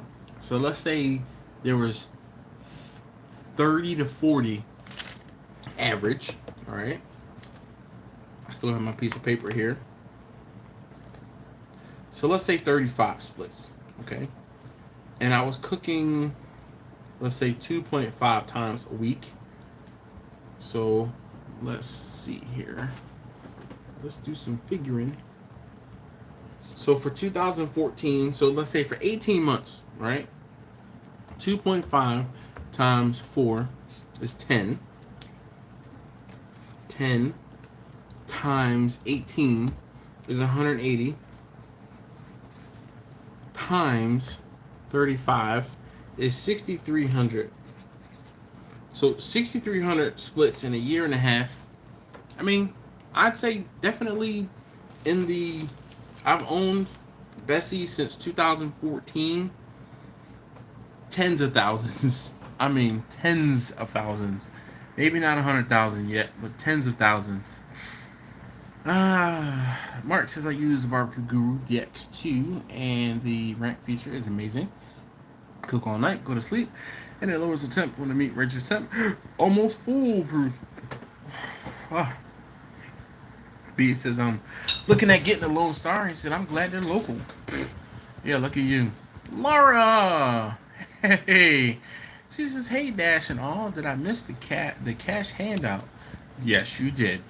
Unfortunately, there will not be another cash handout until we reach 100,000 subscribers. She says she's snoring like Chrissy Snow. I now know who Chrissy Snow is. I had to look it up.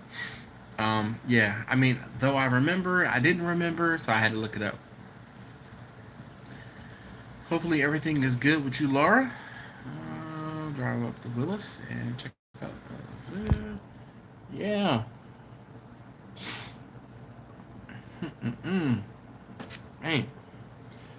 Yeah, I've definitely thrown a lot of splits in the time of using Bessie, and that 6300 was a figure of 18 months. I know for sure in that 18 months I was cooking on that smoker at least 2 times, maybe 3 times a week. So that's a lot of splits.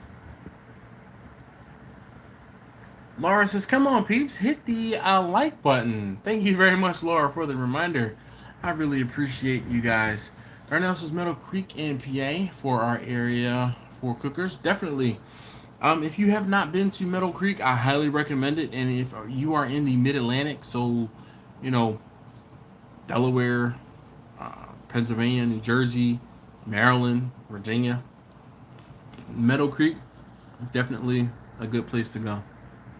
Little Fish in the Kitchen. Hey, man, how you doing? Been a minute. Says hello, Dash. Hey. Come in knocking on our door.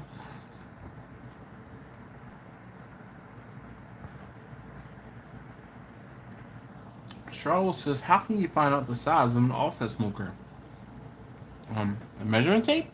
I don't know.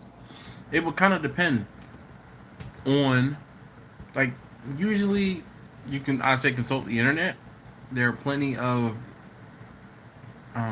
figures out there for offsets. I would buy the LC, large insulated, but it would cost $10,000, and I'm gonna have to get a crane and lift it to my backyard because it weighs half a ton. Yeah.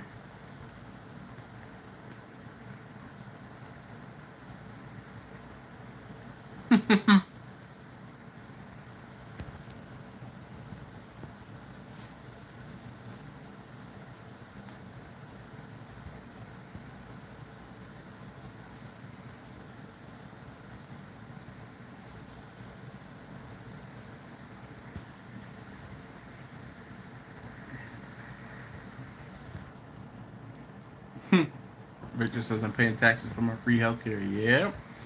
Welcome to Canada. 13% tax on everything. Good gosh. Ricer says Lone Star Girls make some very high quality pits. Love my Santa Maria. And my 20 by 42 pellet has arrived in Milwaukee this morning, and I'm hoping it rolls in Friday. Nice. That's what's up, Ricer. Ricer only chimes in when he, like he humble brags about the different pits and cookers he has. Oh, I just got this PK 100. Oh, that's pretty dope though.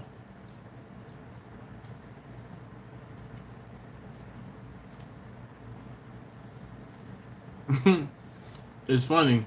I look at this their PS, their website, and Smokin' Joe is on their website here. I'm like, that looks like Joe. Sure enough, he's making sausage. Because Joe likes sausage. Come in, knock on our door. Thanks, Laura. Appreciate it. Walker Cage. How you doing? He says, sup, Dash? I love God. Greetings and salutations.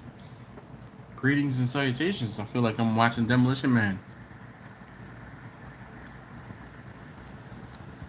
Whoa, Mark.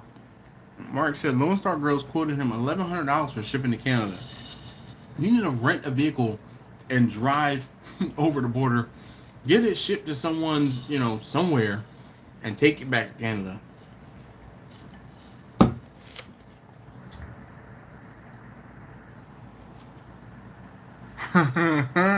Righteous says, no, I'm sending out some love to the vendors I work with. Oh, no, Righteous.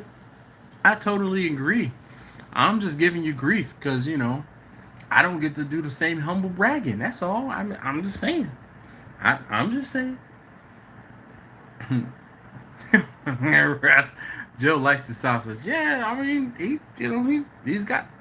There were. So looking at the page, hold on. I can add my own photo. It says 1, 2, 3. The three. Let's just share your photos with us using PS seasoning. All right. So obviously he uses the PS seasoning hashtag, and he's got there are 3 pictures. The 3 pictures are one of, and I can't read the captions, but they're 2 of just sausage and 1 of him making sausage. So yeah. Pitmaker Vault is also very nice. Nice. Did you see the decals I put on my truck? No, Terry, I did not. Maybe I missed it on Instagram, hopefully. I have not been on Instagram today. Work's been kind of crazy. Russ says for $2,200, I need a smoker to get me the meat from the grocery store for me. Yeah. Front cracker. Tell you about the firebox chamber and stack size. No, dang, I'm poor. Everyone is buying $3,000 cookers, and I'm happy to make a trip for a load of charcoal. Man, who you telling? Look at that. Look what up.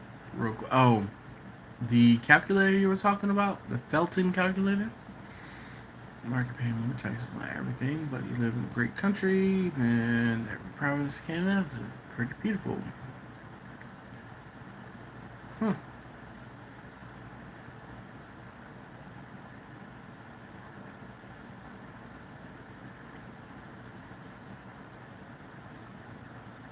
B-boy, what's up? He says, what up, Dash? The missus and I are watching. What's going on, man? How you been? I feel like it's been forever. You know? Righteous says I'm always broke. Man, let's not talk about it. I am too. Sure enough. By the time, I won't say I was dumb with money when I was a kid, but I was dumb with money when I was younger. And now I'm paying for it, literally, and also trying to invest. So I'm taking a little bit of extra money I have and throwing it in investments. So I'm trying to be. I gotta play catch up on what I missed out on my 401k by playing the market. Mimi says, darn it, every time I think I can just chill for a minute, I gotta run. Have a great night. Oh, when I find my Insta, I'll tag you all. Alright, Mimi. Excuse me. Indigestion. You'd think I would take my indigestion pill, but no. Watch a replay on my way to work, but I'm live today. Hell yeah, man. Well, thank you, man. I definitely, B-boy, I definitely appreciate that. All of you guys who hang out and watch the videos, be it via the replay or in real time, I really do appreciate it. All right. So tonight's topic was pretty good. Talking about pricing for food, pricing food for catering. It's one of those things where I feel like I need to revisit this subject every few months because there's so many people who have not and do not go back and look back at my video archive. So I'm just gonna apologize now for when I do another video on this soon, because I'm gonna need to. And when I do another video on this soon, and actually, you know what? Let's do this. It is about time to give you guys the link for tomorrow's video. Like, you guys who are here, 25,992 folks. Yes, we are almost at 26,000. I'm with it. Like, yes. Making progress, getting subscribers, little by little. All right. So there is the video for tomorrow. Good night, Mimi, for sure. Good night, TC. Bye for now, Mimi. That's Warren says, I'm out. I gotta work at 6 a.m. So do I. That doesn't stop me. Yeah. Justin said he's seen it already. Well, Justin, you need to comment on a video. You are a patron, sir. You can comment on the video and be the first to comment. Be like, ha, beat y'all. All right. Let's see. Look at restaurants that do catering. You'll be able to get a good idea. Yes, indeed. Howard, how you doing? Oh, I enjoy your videos and find them informative. I'm like, wait, I fund typos. They suck. Howard, well, thank you, sir. I won't say my mission, but the thing is, I try to teach folks how to fish. You know, I'm a firm believer, and I'm not very religious, but you know, it's one of those things where give a man a fish, he eats for a day. Teach a man to fish, he'll eat for a lifetime. That has been like the prevailing thing about my channel for a very, very long time. KB says first. Nice. All right, Justin said just subscribing to all my accounts. Well, thank you, Justin. I greatly appreciate it. And if you did not see it earlier, Justin, I subscribed to your channel as well. No pressure, but I expect to see more from you, sir. Just saying. All right, let that 3-hour time to let it sink in. No pressure. Just saying. KB, that's what's up. Thank you, sir. Let's see. I'm gonna go to the comments on the video. Yeah. Oh, wait a minute. Is it KB or is it Patriot Barbecue? B says first. I don't know. I think B might have beat him. Might have beat you, KB. I love God says, give my dude a thumbs up. Hey, if you have not already hit that thumbs up, I'd greatly appreciate it if you could for me. Mike, take great care, sir. Thank you very much. Give a man some barbecue and he'll eat for a day. Teach a man to barbecue and he'll drink beer all day. Hey, you know what? Or some clear. Yeah. Hooks, rubs, and spices. Hashtag we smoke meat. What's up, Dash and the gang? Hope y'all are well. Yes, indeed. Right back at you. Laura. Victor is funny. All right. He says, hey, Cypress Blue isn't using full words. Yes, she's not, Victor. But some of the things that Laura is saying, focus, there we go. Some of the things that Laura is saying, we kind of know what they mean. Oh, you know what? It might be I am touching on the screen a little bit too much, and it just keeps trying to focus on where I'm touching on the screen. I think I may have figured out the problem as to why my camera is not focusing. I don't know.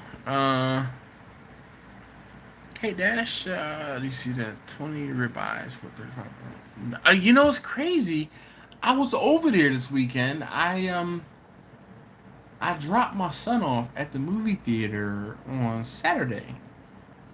And I saw that truck, and I'm like, I don't know about that, man. 20 ribeyes for $35. You know, sometimes if it seems a little bit too to be true. But I have not bought it. Have you purchased that? You know, because I mean, I got $35. I mean, even I can afford $35 for 20 ribeyes. But how small are those ribeyes? All right, Mike. Mike says he's still here. B-boy says Dash has helped my business immensely. Expeditiously. He sound like T.I.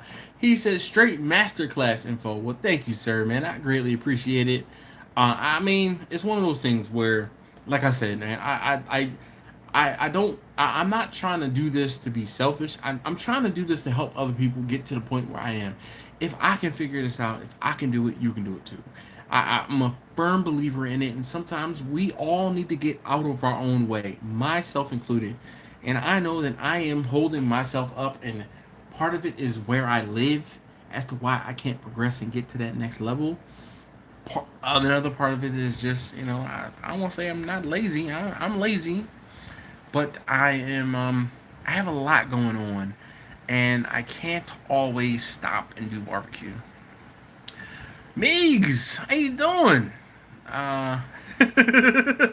Me says, damn, I hit the enter button instead of the comment button. Well, BFN is bye for now, Victor.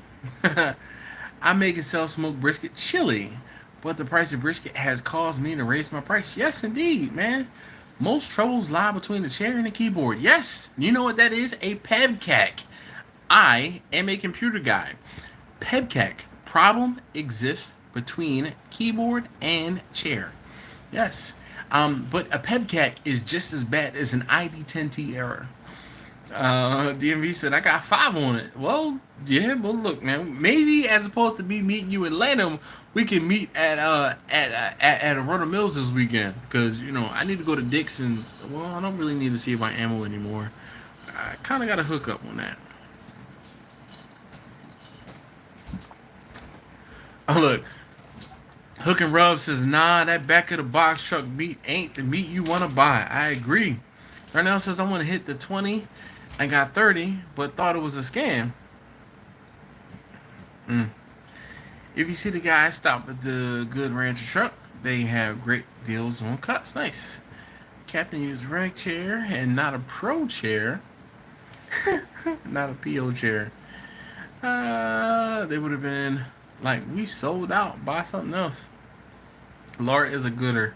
Cooker from Canada. Yep. There's a truck like that here. They try to sell you the meat pack for like $200. Lure you in with a $20 silver dollar size ribeyes. Yeah, man. But you know what? So I tell you what. We bought meat. I bought meat off of a truck one day. Somebody that was selling, meat off of the truck. It was phenomenal. Now, it was also years ago that these folks sold me this meat.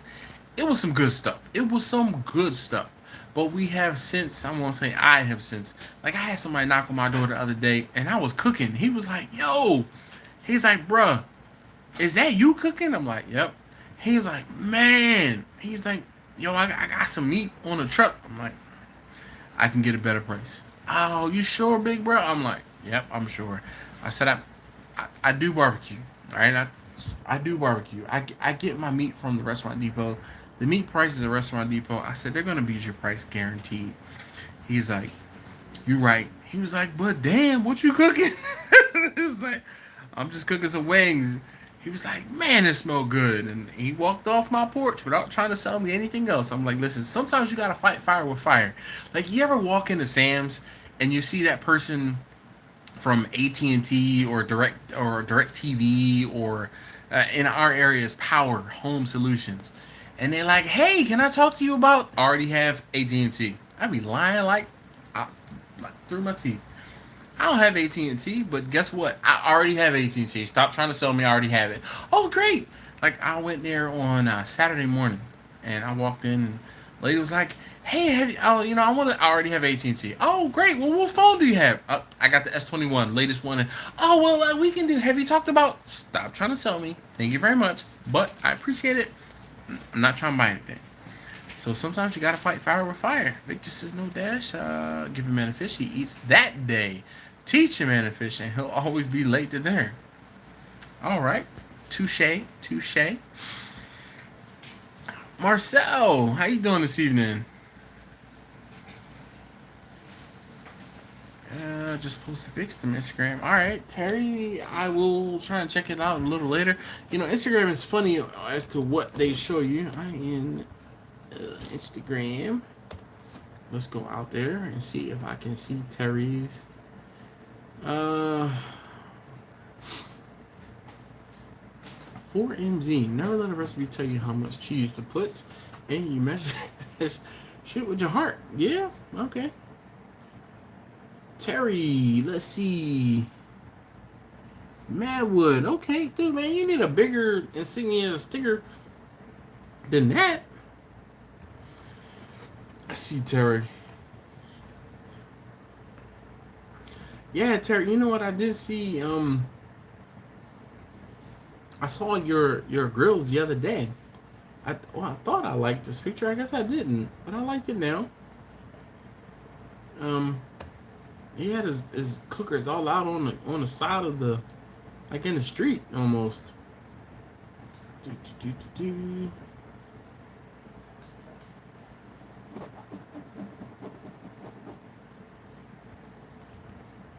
Let's see here. Nice. All right, B was talking about a son. He tagged me.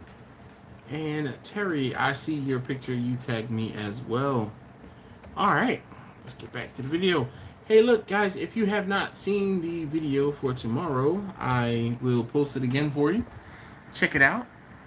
That's your work. You help support your family. He said that ain't lazy. You know what, Mark? I it's funny. Like I'm hard on myself. Let's put it that way. I it's one of those things where I want to be further along than I am, and when I wasn't, I guess I'm just harder on myself than I probably should be. But there was a point when I felt like a failure. Like seriously, I'm like, man, I failed at this whole barbecue thing. But I talked to a friend of mine, and it was crazy. Like it was just one of those. You know how sometimes you have those conversations that you didn't know you needed, but you have them, and like random. I like. I felt like I wasn't where I needed to be or where I should be, and she was like, "Bruh, you have this going for you, that going for you, this going for you, that going for you, this going for you. So what? Your barbecue isn't where you want it to be." But all of those other things that you did while doing the barbecue just prove that you're doing okay. And I was like, you know what? Like, you're right. Like, sometimes it's all about perspective. And so, Mark, thank you, sir. I appreciate that little bit of perspective. And he says you work. I work full time. I am a dad full time. Why are you trying to sneak past here with a cup? It's just with ice. Why? You shouldn't be going upstairs with that. A cup of ice. What are you going to put in said cup of ice? Where? From where? It's one of the sinks. One of the sinks upstairs? I'll put water in it. Yeah, do that. Because I don't want you taking any of mommy's waters or juices or anything. She hit me up today like, did you drink my soda? I'm like, no. One of the Sprites that was in the refrigerator, it was missing. Of course you didn't do it. Of course you didn't. It was not you. No. I don't know why. Yes. Someone commented on, there was a video I did, a live stream I did, and I was talking about how many kids, like when my sons had friends over that one particular night a few weeks ago, and they were like, dude, how? How are you able to manage a live stream and help with those kids and do? Hey, turn off that light in the front room. Tell Alexa to turn off. No, don't do that. Tell Alexa to turn off the light. Look good ranch. I'm learning to travel all over the country, fillet strips, etc. I have 3 kids put through university, 2 with master degrees. Nothing lazy about that. Well, damn, Mark, I'm not trying to put them through university. If they can put themselves through university, that'd be great. Barbecue is an awesome bowl. Oh, yeah. Barbecue with an awesome bowling shirt. I love God all the time. All right. Restaurant Depot prices are mostly good, but Sam's and Costco have been better for brisket lately. So, the problem is, and this is one of the things I'll explain, Restaurant Depot prices are mostly good, right? The thing is, at Sam's and Costco, if I'm paying, let's say I'm paying $3.49 or for $4.29 for brisket at Sam's and or Costco, I might be paying $4.68 at Restaurant Depot, but I can get a smaller brisket. So I can get the brisket that I need, and I might pay a little bit more for it, but I'm not paying extra, and I don't have extra brisket, I won't say laying around, but I can get exactly what I need, as opposed to from Sam's or Costco having to buy an 18-pound brisket. Yeah. Oh, God says, I already have cricket. Yep. Hook says it's hit or miss. Yep. Patriot said, B said, I hate those guys at Costco. Mark says, beef prices are insane. Yes, indeed.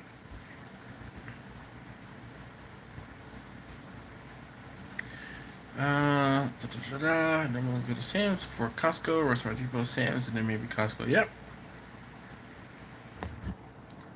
And also, my Instagram is always days and hours behind. Yep.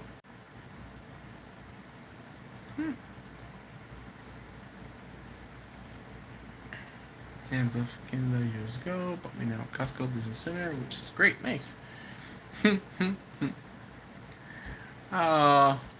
Laura says, good night. Take care. Bye for now. Costco's Prime here for $3.49 a pound. Yo, $3.49 a pound for Prime? Prime brisket is still close to $6 here. $6. Be blessed and be a blessing. I'm out. Gotta be at work at 1 a.m. Well, I love God. Thank you. Really appreciate you stopping in, saying hey, and being a blessing to everyone else. Damn. Started some chili to pay for my kids' university. Well, Mark, that's what's up. No, it wasn't Mrs. Dash. That was Taste Tester number 1. Yeah. And Laura says, or hey, Taste Tester number 1, number 2, number 3. Yeah, it was Taste Tester number 1. He shouldn't be taking drinks up to his room. Because that just leads to spills. The good thing was it was water. So if he spills it, it won't be too big of a problem.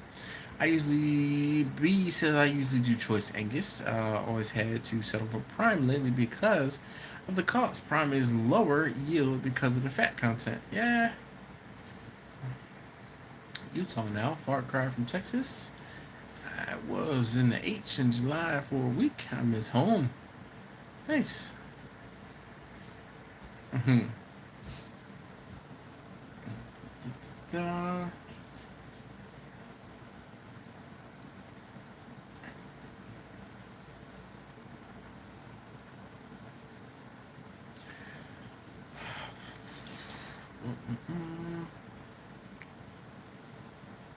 Hold on, time out.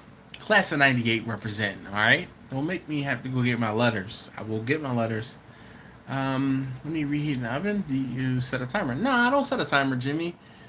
Usually when I reheat stuff, I use my nose as a timer.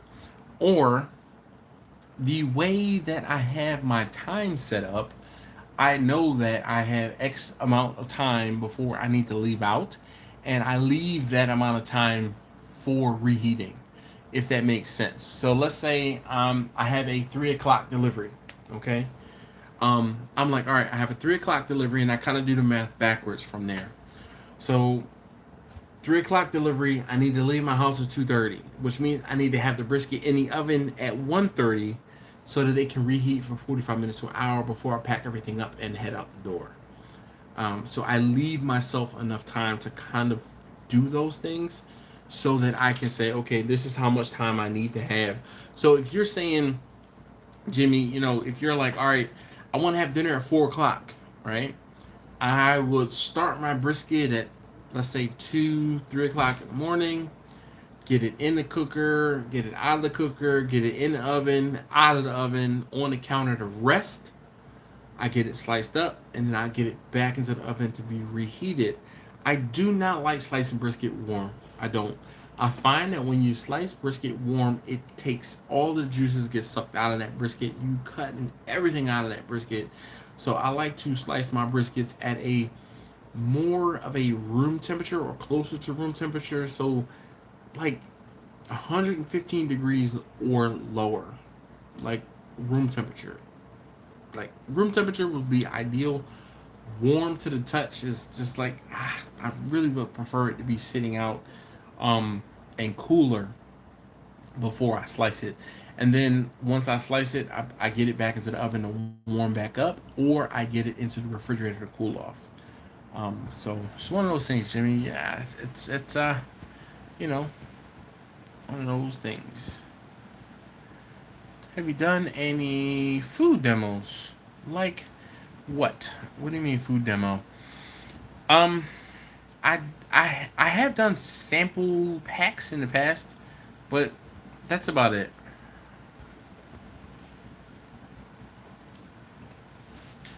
Justin said class of 94. You old.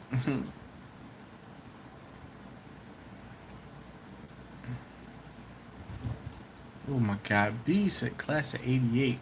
You real old.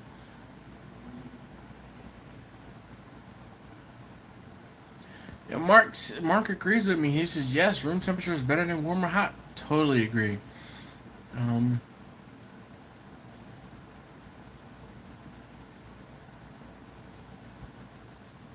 no. So hooks, rubs, and spices. I do not do anything of the sort. In Maryland, where I live, it's fickle. Like I can't do anything like. Excuse me, I can't do anything like that.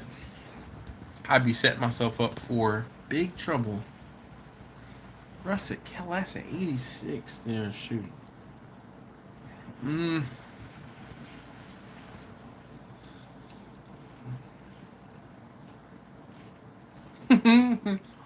Jimmy said, found out how much easier it is to slice and reheat. We'll be doing that from now on. Jimmy, I'm just saying, I've only been preaching it from the top of the mountain for years now. Years now. Jimmy, I feel like, Jimmy, you know what? I'm looking at the box and I'm just going for, the box is on the floor like 3-4 feet away from me. It's on the floor. I have not gotten a chance to use the box yet. I took the things that need to go on the shelf or in the freezer out. Okay. But I have not taken the other things out. And, but yeah. Holy cow. Grumpus at class of 71. Go Golden Knights. My goodness. Spring chicken. Right.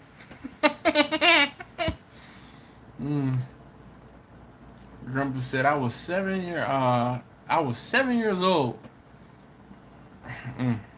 I wasn't even an inkling.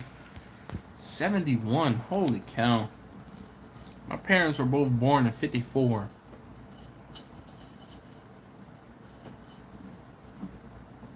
So in 71, nah, bruh. They weren't. Anyway.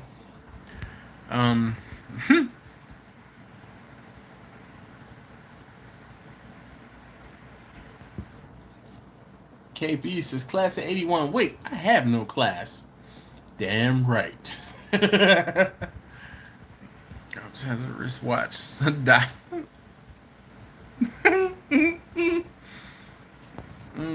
Jimmy says I was born in 59. Holy cow. Jimmy, wow. You know, it's crazy. Like, I won't say I don't see age, but it doesn't matter. Like, us in this barbecue community, it doesn't matter. I know Grumpus is an old I mean, yeah, he's wide, long in the tooth. But look at all these gray hairs. Okay? Yeah. KB says I look younger. Yep.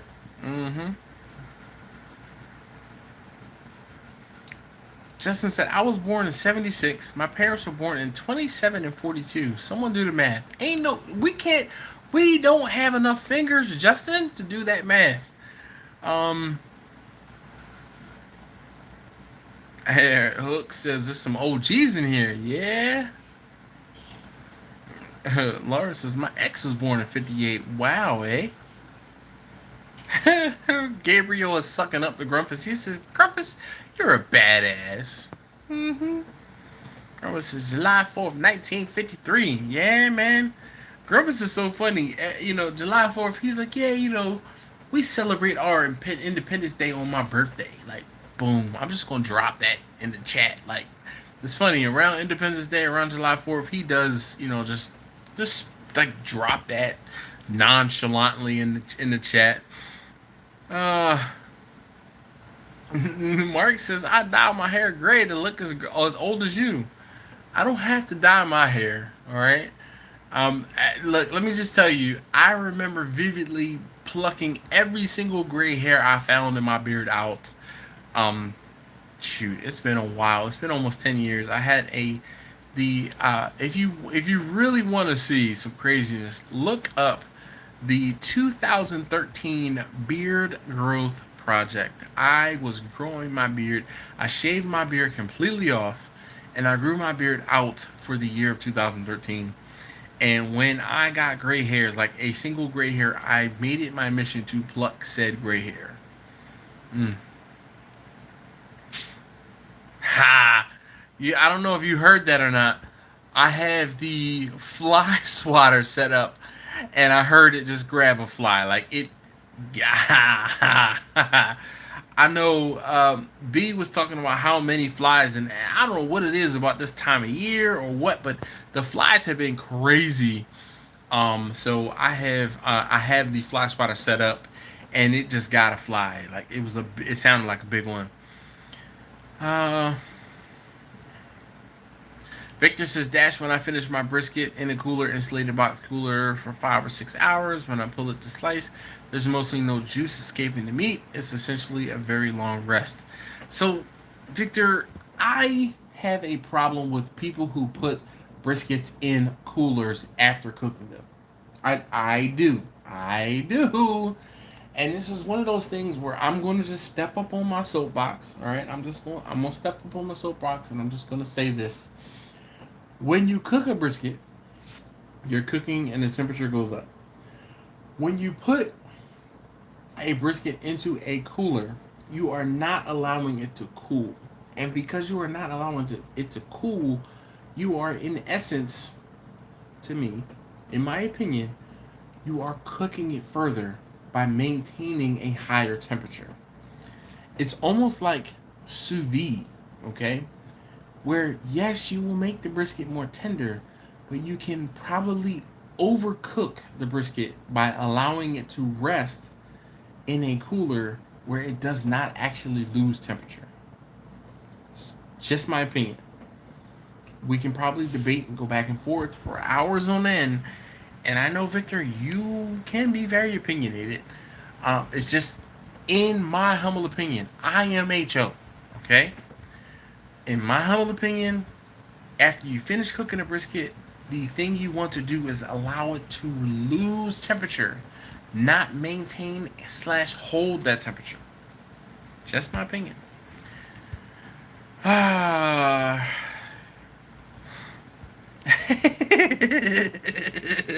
Gabriel says, respect your elders. I do respect my elders. B says, my wife was born in 1986. Oh my goodness. Wow. Grumpus says, I ain't bad, but the bad don't mess with me. Yeah, shoot. I ain't messing with Grumpus. Yeah, Ricer knows what's up with the fly swatter. Yeah, look, B says, back when Dash had hair. You're absolutely correct. In 2013, I used to have to cut my hair every, it was Tuesday. I think I cut my hair on Tuesdays or every other week. Oh my gosh. Victor says, class is 78, born in 59. Not as old as Grumpus, but older than most of the rest. Yeah. I was always in the studio and my office. Yeah. But you know what's crazy, Racer? I feel like when you leave it on, it doesn't charge as well. Because I can take it off the charger, then it dies. Like, I'm kind of bummed about that. Hook says, I hate flies. No purpose. They serve a purpose. Actually, I don't know if it's the flies or the maggots that serve more of a purpose. Grandpa says 2 words for y'all. Behave. I remember when at the barber like 15 years ago, I thought it was dandruff, only to find out it was a gray hair. Oh my gosh. You need one of those salt guns to shoot at the fly. Man, who's cleaning up the salt? Who? Gotta burp it. Yeah.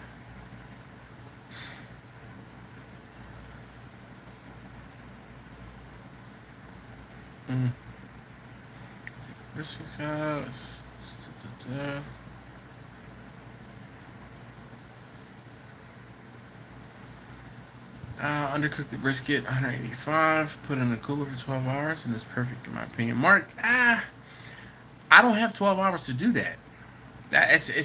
It's one of those things where time is money. I want to finish the brisket as efficiently as possible, not as fast, but as efficiently as possible, Then I'll let the brisket rest. I like to let my briskets rest for at least 1 hour. Most most of my briskets will rest for 2 hours. If I can let them rest for 2 hours, that is like perfect. They have cooled to close to room temperature. Slice them up, and then I'll get them reheated. I will separate the jus from the brisket and then get them reheated, take them and deliver. Grumpus is great. It's just wisdom showing. Man, Grumpus, you got a lot of wisdom. I'm just saying. I mean, not really, but you probably have a lot of wisdom. Because I've seen your videos. TBD. All right. Justin said good night all. Time to get some dinner. Thanks again for shouting out my YouTube channel. No worries. Rice just said I got 2 regular zappers. All right. And then the swatter for playing Darth Vader. Nice. Mark, I never tried that. Sounds like an experiment. Ready to try. Let's see. Nice. Getting text messages. I'm sorry.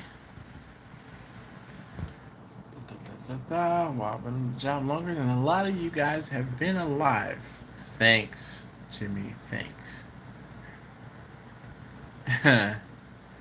See videos of like your brisket cooks and have watched them all. Well, thanks, Mark. Man, I appreciate you. Like, seriously. All right, here we go. One more again. For those of you guys who have not, I'm going to post the video for tomorrow's video. How have I, like, I've been sitting still, and my watch was like, oh, hey, wait, you got 7,000 steps. Oh, well, I have way more than 7,000 steps. It just recognized. First Love, what's going on, man? How you doing? Dash, I like your mistakes the best. Lessons to learn. Oh, man, let's not talk about my mistakes. I mean, my whole thing is this, right? I had a manager, and this guy, his name was Ed, and Ed Jackson. And Ed was one of those guys where, you know, he was old school, like real old school. And the company I worked for, he used to work for IBM, all right? And Ed was so cool. Like, he was a cool cat. Like, no longer works with my company, my current company, but Ed was a cool cat, right? And Ed worked like 85-90% remote. Ed worked in Wisconsin, lived in Wisconsin. And it was one of those things where every time Ed would come into town, he would come into town maybe once every 6 to 8 weeks. And he would hang out for a couple days and then go back to Wisconsin. And, you know, Ed was funny. Ed was from the south side of Chicago, all right? White dude, all right? And he would tell you, he would tell you about his stories about growing up on the south side of Chicago and how he was, he grew up on the wrong side of the tracks, and, how the white kids, the black kids used to fight each other, and then come to, find out when they grew up, they started working with each other, and, the same kids that he would war with back in the day when he was a kid, they, now they were crazy stuff, right? Loved Ed to death. But Ed used to say all the time, learn, fail, grow. Okay? He's like, if you have a problem, if you mess up, learn from it. Fail at it, grow from it. And that's one of those things that I took it to heart. So when I have a problem, when I make a mistake, I'm not going to be like, that never happened. And I'm going to be honest with you guys, there are plenty of things that I do not share. But at the same time, there are plenty of things that I do. And the reason why I do is because I want you guys to know that I'm a regular guy. I'm the same person that you guys are. Like, seriously. The only difference between me and you is I'm bold enough to put myself on camera. Like, seriously. Griffin said I got recipes older than most of y'all. Look, I'm gonna drink to that.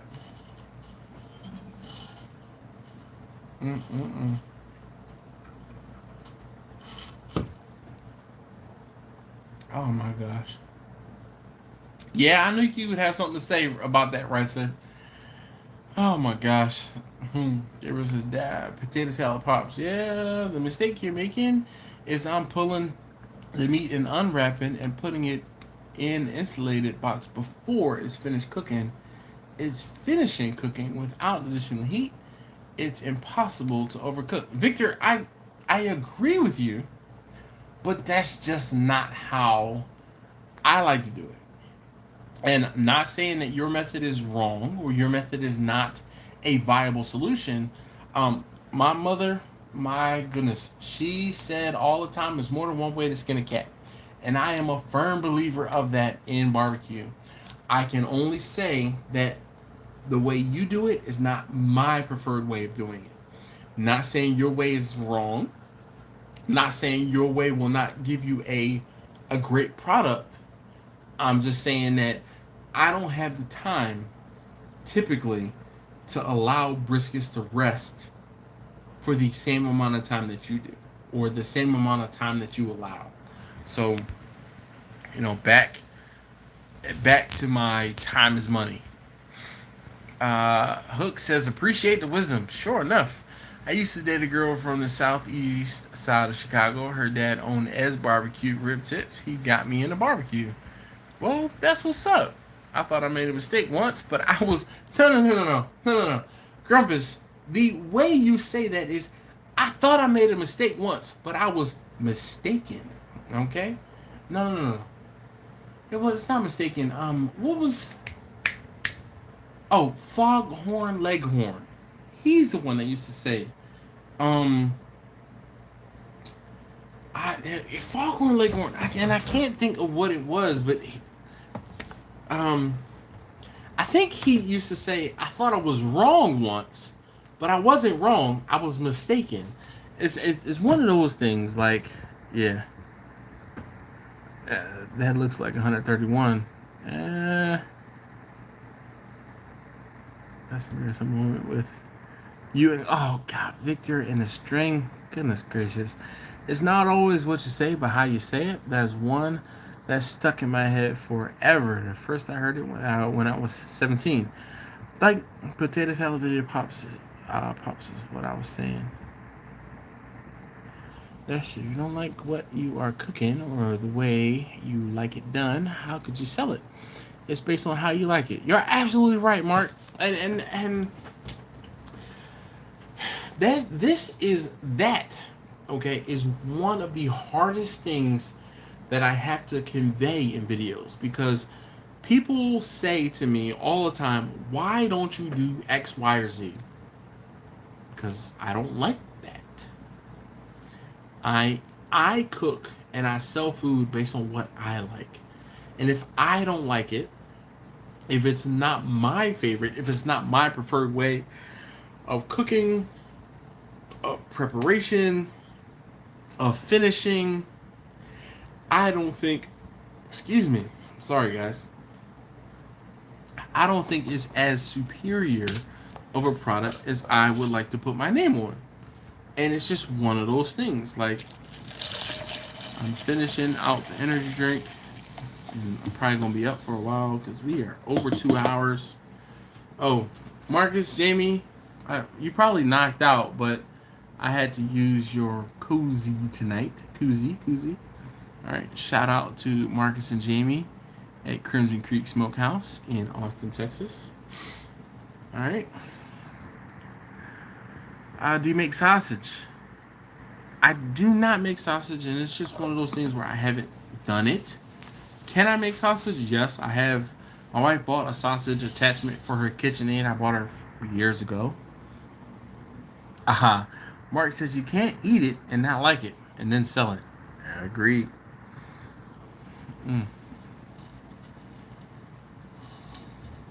B says his grandfather taught us to do briskets on a stick over a campfire.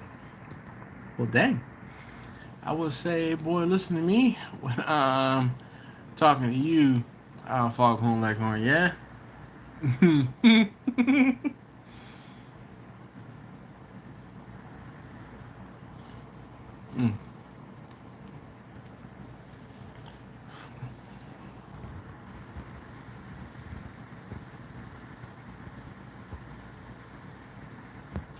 So Mark, I agree. He says if I cook it and I like it and it's the best, to me, why would I cook it a different way?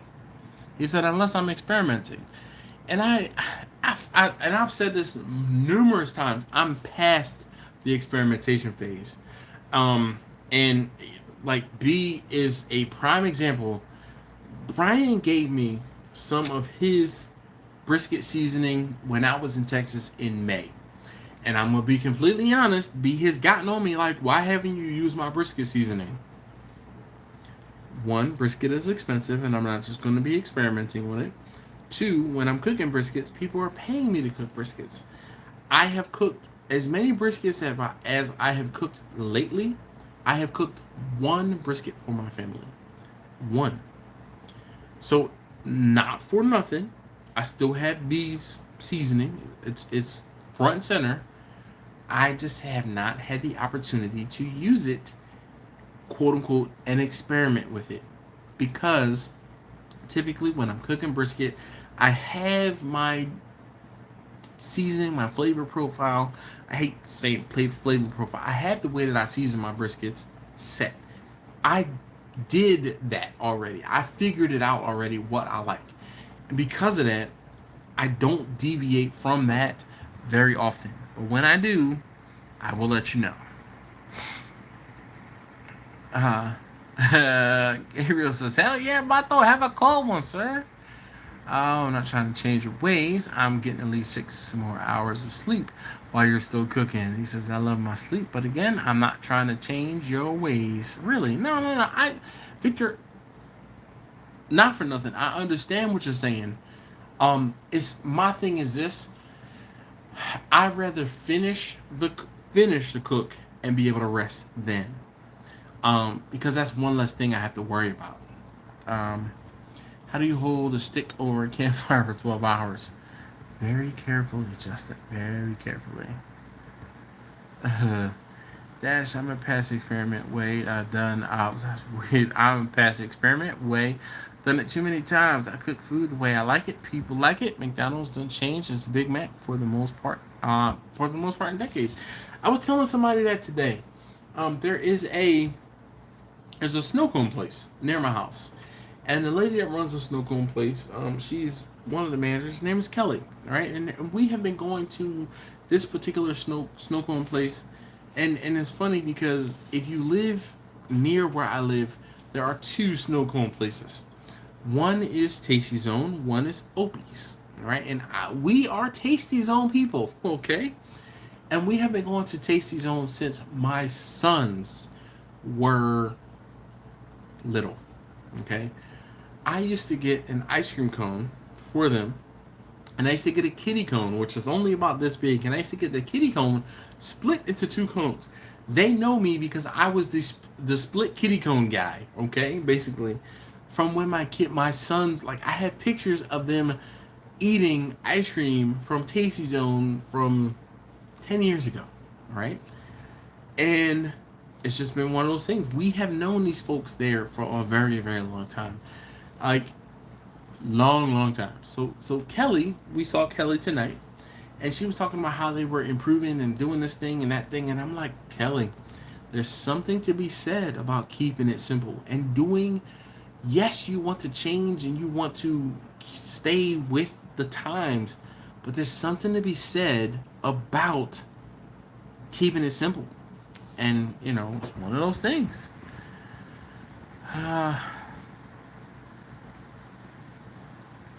Darnell said I use B's brisket rub on short ribs and chuck roast as testers.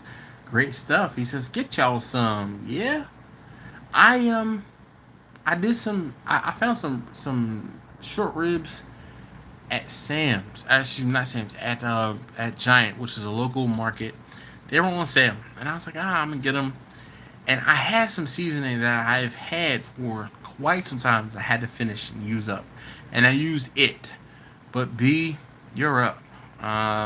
If I go to Sam's and I get some chuck roast, yeah, we're gonna use it.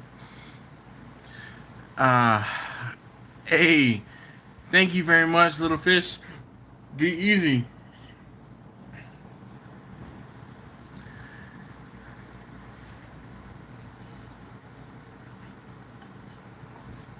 I don't know why I could not remember Marcel. Marcel, thank you very much for hanging out. Blue RQ says best barbecue in Seattle. I've never been to Seattle, so I do not know. Rice says my whole life is simple, matches my mind. Yep. Mark, consistency is key. Mark, boom, he gets it. That's a fist bump, because I agree. And what's crazy is when I started doing my barbecue, I set out and I said, all right, I want to get to the point where I have a specific flavor. My brisket tastes like this. My pork shoulder tastes like this.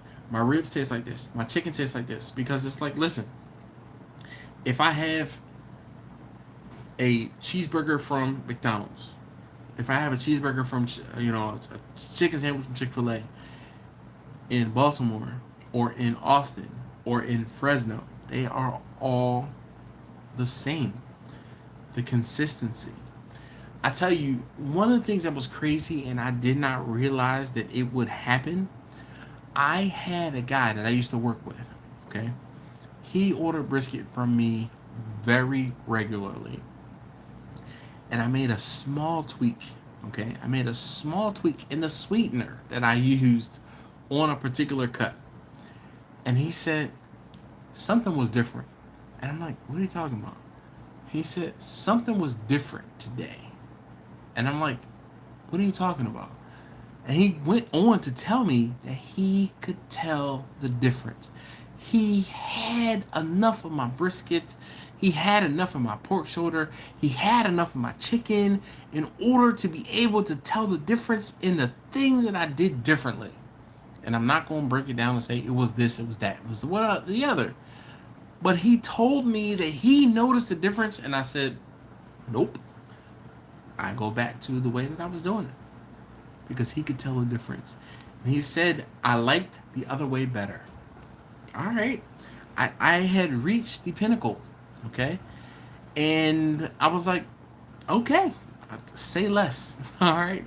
Hey, listen, I had an issue with X, Y, and Z. I had to use a different sweetener for whatever it was I was using. Sorry about that. I'll make sure you get a little bit extra next time to make up for it. He was like, no, don't need any extra. Just wanted to let you know I noticed a difference. And I'm like, God damn. It's crazy. So consistency is definitely key. Hey, Marcel, be easy. He says, take care, dash, and all in the chat. Yes, indeed. Victor says, I have to go to bed. Salmon are running. I have to get up early. Salmon. Where do we get ourselves some Patriot Barbecue? Hit them up.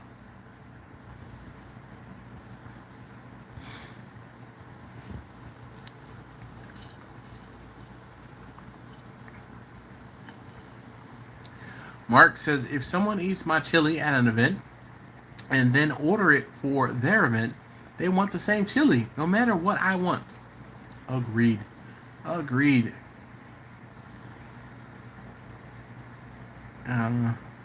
Jimmy says, everyone have a good night. I'm out. Yes, indeed. I understand. So Mark, man, Mark gets it. Mark gets it. You know, even though he's in Canada, we're not gonna hold that against him. He gets it. He says you build a customer base based on what they had before. That is why they hired you. The same thing they had when they ordered. You know what's crazy? So there's a subscriber. His name is Paul. All right, and Paul was like, seriously, was really crazy is Paul was a subscriber, and I talk about Paul. Paul was not only a subscriber, he was a patron, which means he was paying a little bit extra per month, to have early access to the videos. Paul's daughter worked at the summer camp where my kids were going, and he knew that I lived in an area. He did not know where my kids went to school. I was going to pick up my kids from summer camp one day, and I hear this guy. He says, "Yo, Dash!" And I'm like, hey, all right. I couldn't see him because of the windshield on his vehicle, right? And he was like, yo, Dash, like, I subscribe, I watch you on YouTube. And I'm like, word? Like, that's what's up. We get to talking, and I'm like, what are you doing here? He's like, my daughter is working for the lady who runs the camp. And I'm like, crazy. My kids are in the camp, right? And we get to talking, and he tells me who he is, and I'm like, yo, you're a patron, you're a subscriber, like, that's what's up, like, boom. So, fast forward, he orders food, and he's like, man, this is great. He's like, I can do this well, this well, this well, and this well, but I can't do brisket. I'm gonna, and every now and again he orders brisket. Well, a few weeks ago was his birthday. His wife hit me up and said, hey, I need some brisket for Paul's birthday. I'm like, sure, no problem. I'll take care of it. And I take the brisket to him, some ribs. So that jacked up brisket was for Paul. If you guys remember a few weeks ago, I did that butchered brisket. Sorry, it was for Paul. But, excuse me, I took him that brisket. I get a message from him a couple days later. He says, how do you get your brisket to stay the same, taste the same every single time? I know how to season it. I know how I season it, and that is it. I said, you can't keep messing with stuff. You get to a point where you like the way that it is, and that's it. And I have been doing the same seasoning on my brisket for, it's 2021. I have been doing barbecue full-time, part-time since 2014. 6-7 years. I've been doing the same thing. It took me 6 or 7 years to get it right. And now that I have it right, I do not deviate. Russ says, do you do turkeys? Yes, I do turkeys. Gary says, hello from Minnesota, Dash. I love simple. Yeah, buddy. Mark says, Dash, I have a problem with switching brands of oregano of all things. Really? Oregano? But you know what? I'll tell you what. I went to Texas and had some pepper that I could not get in Baltimore. So I believe it. I mean, oregano, all oreganos are not created equal, I'm sure. Daniel says, oh man, I'm late. Just found your channel today. Well, Daniel, welcome. Alright, first and foremost, do not be bashful. Make sure you leave some comments, some questions. I'm pretty good about answering comments. Darnell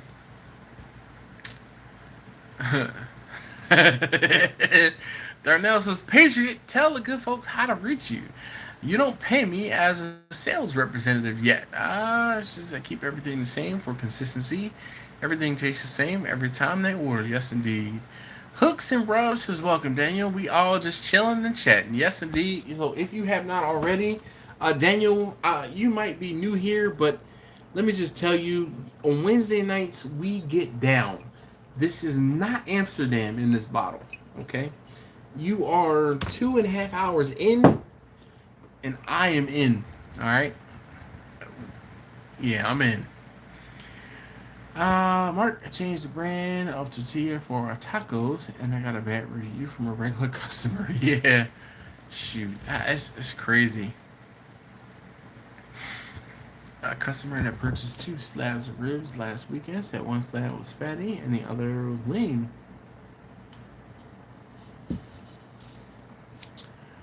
Whoa, Justin, that's crazy. He said a customer that purchased 2 slabs of ribs last weekend said one slab was fatty and the other was lean. He said both were good, but he preferred the lean.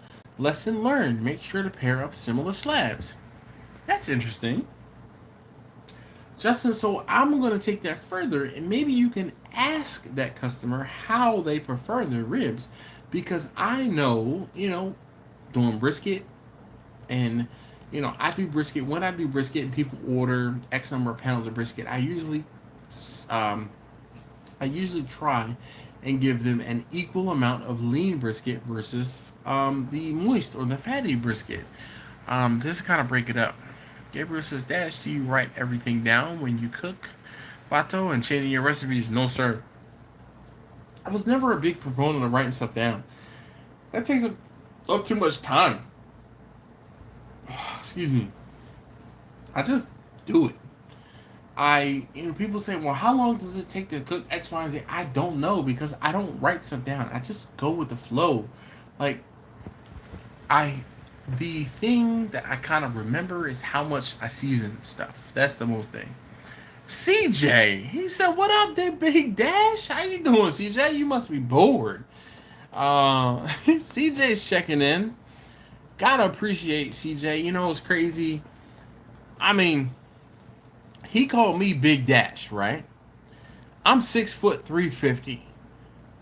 CJ is a big dude. Like, when I met CJ, I'm like, well, damn, CJ is like 6'2", 6'3", maybe 6'4", and he's got me by 50 to 60 pounds. I mean, CJ is not a little dude. For him to call me big, like, yeah. It's funny, my wife kind of chuckles when I get around my family because I am one of the, I won't say smallest, but of my male cousins, I am at 6 foot 350, one of the shorter cousins. I'm not the leanest, but I am one of the shortest in my family. Like, seriously, at 6 foot tall. Like, she calls me the runt, and I'm like, yo, I'm 6 foot. Like, I stand taller than X number of percentage of the country. And she's like, but your family, they all have you beat. Yep, not gonna lie. Mr. Hockett says, Jack. Oh, can't call him Mr. Hockett too many times. He gets upset. Jack said, if it ain't broke, don't fix it. Totally agree. Mark says, my rule is 20% love you, 20% hate you, and for the same reason the other 20% love you. 20% don't care, and 40% have 20% you have to convince. Focus your attention on the 40% you have to convince. 20, 20, 40, 60, 40. Okay, I just had to make sure that added up to 100%. All right, I get that, Mark. I will adopt that. 20% love you, 20% hate you for the same reason the other 20% love you, and 20% don't care. All right, so you got 20% hate, 20% love, 20% don't care, 40% you need to convince. You need to sway to the love camp. All right, I'm with it. That's 100%. Gary says, if it's not broke, don't fix it. If people are paying you for it, it's not broken. Man, who you telling? I try and tell people that because people come on and they're like, oh, in I hate to pick on Texas, but I get those comments. In Texas, we can't do X, Y, and Z. Guess what? How many people have you gotten to pay for food from you? And usually that's it. Doing your SDSBBQ seasoning. Nah, B, man. I'm chilling. I'm chilling. I don't want to do a seasoning, man. I stay in my own lane. Texas pepper is the best pepper. Grandma says, fully agree. Consistency is key when catering to your customer base, but because I don't sell, I really enjoy trying out different flavors and stuff. So, and that's the thing, Grump. It's like, I try and stay in my lane, and I try and tell people I stay in my lane. But because barbecue is so broad, I get a lot of new faces and a lot of new eyes, and they're like, you should try this. You need to do this, and they make suggestions that are off the wall, and I'm like, you don't understand. I am cooking for people who pay me, not to try out a new recipe. There's a difference between the things that I do and the things that other folks do on, like, and show videos on. Daniel said, I'll grab a Modelo. Grab two, man. Come on, man. What's this one stuff? Come on now. Turkey season is upon us. 11 to 15 pounds for $65 to $70. Smoked or fried. Don't cheat yourself. No, I do not fry turkeys for other people. I fry turkeys for my family. That is about it. Gabriel said, I got 5 on it. Well, damn. Hit me up, man. Hit that donate button or, whatever it is. Put 5 on it. Question: you find yourself in, let's say, Texas. I hand you a brisket and access to a smoker, and you have to get a seasoning. Where do you go and get the F and the U? All right, Russ. I see what you're saying. I'm picking up what you put down. See, here's the thing, Russ. I can go and get the seasonings that I need from anywhere. The brilliance in the seasonings that I use is I can use components off the shelf. Okay, I watched a video a long time ago from a guy who was like an old fuddy-duddy dude, and he said these manufacturers that make seasonings have spent millions of dollars on R&D. He said, why wouldn't I take advantage of the R&D that they've done, as opposed to breaking down and using 39 different components? I can use one and another one, and like 3 to 5 components max. Versus, like KFC, it's like, oh, well, we use 21 different X, Y, and Z. Nah, bruh. No, keep it simple, stupid. I can go anywhere and get the components that I need because it's basic. But the combination that I use, mind blowing. Charles says, bro, I bought this pit from an old man a few years ago. It's a beast, but I can't find a formula to find the size. What do you mean, the formula to find the size? Charles, I don't understand.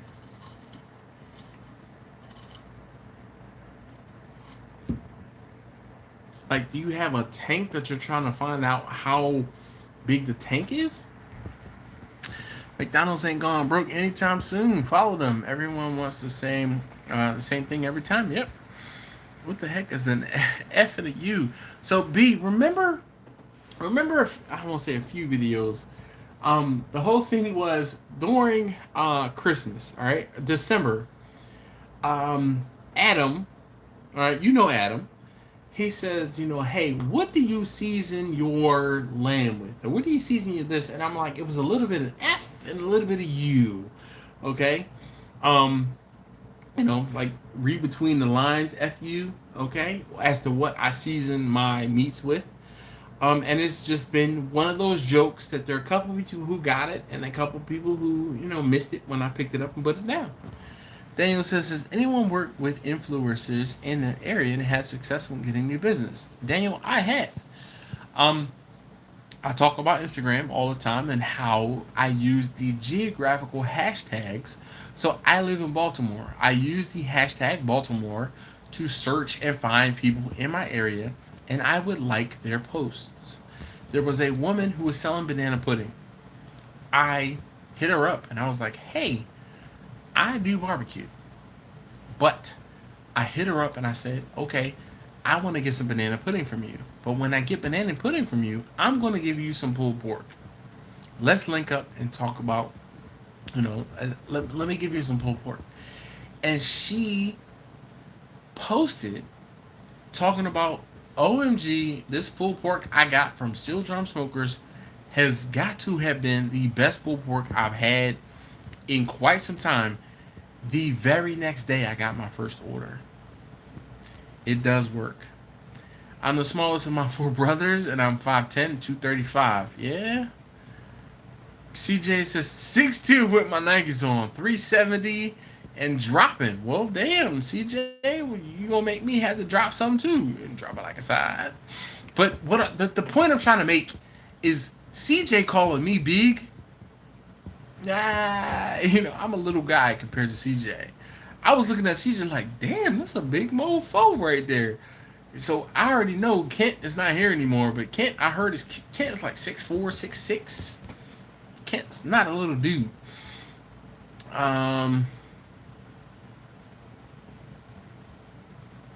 I guess Hook and Rub says he has ads. He said that are great and have helped grow the brand. Get hits, but not many orders. I do not use scales. They lie, Ricer says. Mark says 30 years in business. Yeah, buddy. Mark says 20% love you, 20% hate you for the same reason other percent Doing good. Well, he says he's tall. I can't confirm. Only seen him doing shots. Yeah. I've seen CJ in person. All right. I've met CJ and I was like, oh yeah. All right. Slightly looking up to CJ. Like, he's not a little dude. You gotta convert. Problem is, everyone is on an influencer for someone. There's almost an overload of discount codes out there. Yeah.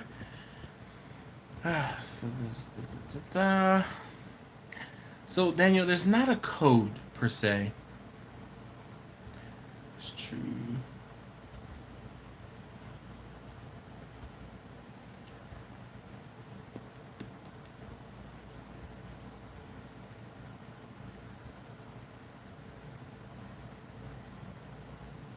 Focus on the 40%. Mark says you focus on the 40% that need to be convinced. You build more customers. Yep. Mark said you already have 20% that love you. Yep. And 20% are gonna hate. Yep. I agree. You know, it's crazy. You know, people get mad when they're like, oh, I have, you know, a thumbs down. I'm like, bring it on. Like, I love it. Hey CJ, tell the missus I said hey. Delana Borsham says hello CJ. Well, you know, organic takes so long, but you guys are correct. Yeah, buddy. What's up, Delana? How you doing? I'm sorry I'm a few moments behind. Oh my god, I'm 4 minutes behind on the comments. Cosmetic products. Second best to add money. Mark, word of mouth is number one. I agree. I have never spent money on advertising. I do not spend money on advertising. I don't agree with it. The whole thing is the 20% will convert to 40%. The 20% that love you will convert to 40%. I am a firm believer in it. And that is the first time I've heard those 20% love you, 20% hate you, 20% don't care, and 40% you have to convert. Yeah, I feel like I need to write that down. Like, for real. 20 love you. 20 hate you. 20 don't care. 40% you 40, not yo.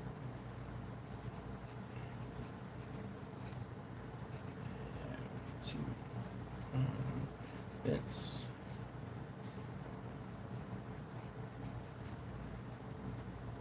to love you. Agreed. Agreed. Like, definitely agreed. Mark, man, dope. Doing some stuff.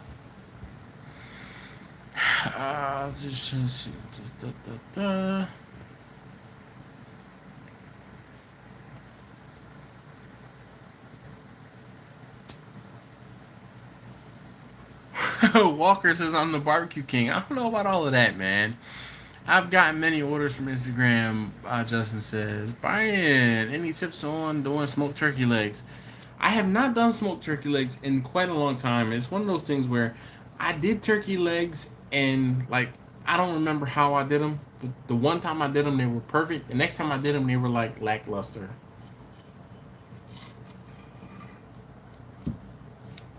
So while I would like to give you advice, Cracker Devil says I'm late to the party again. So what did I miss?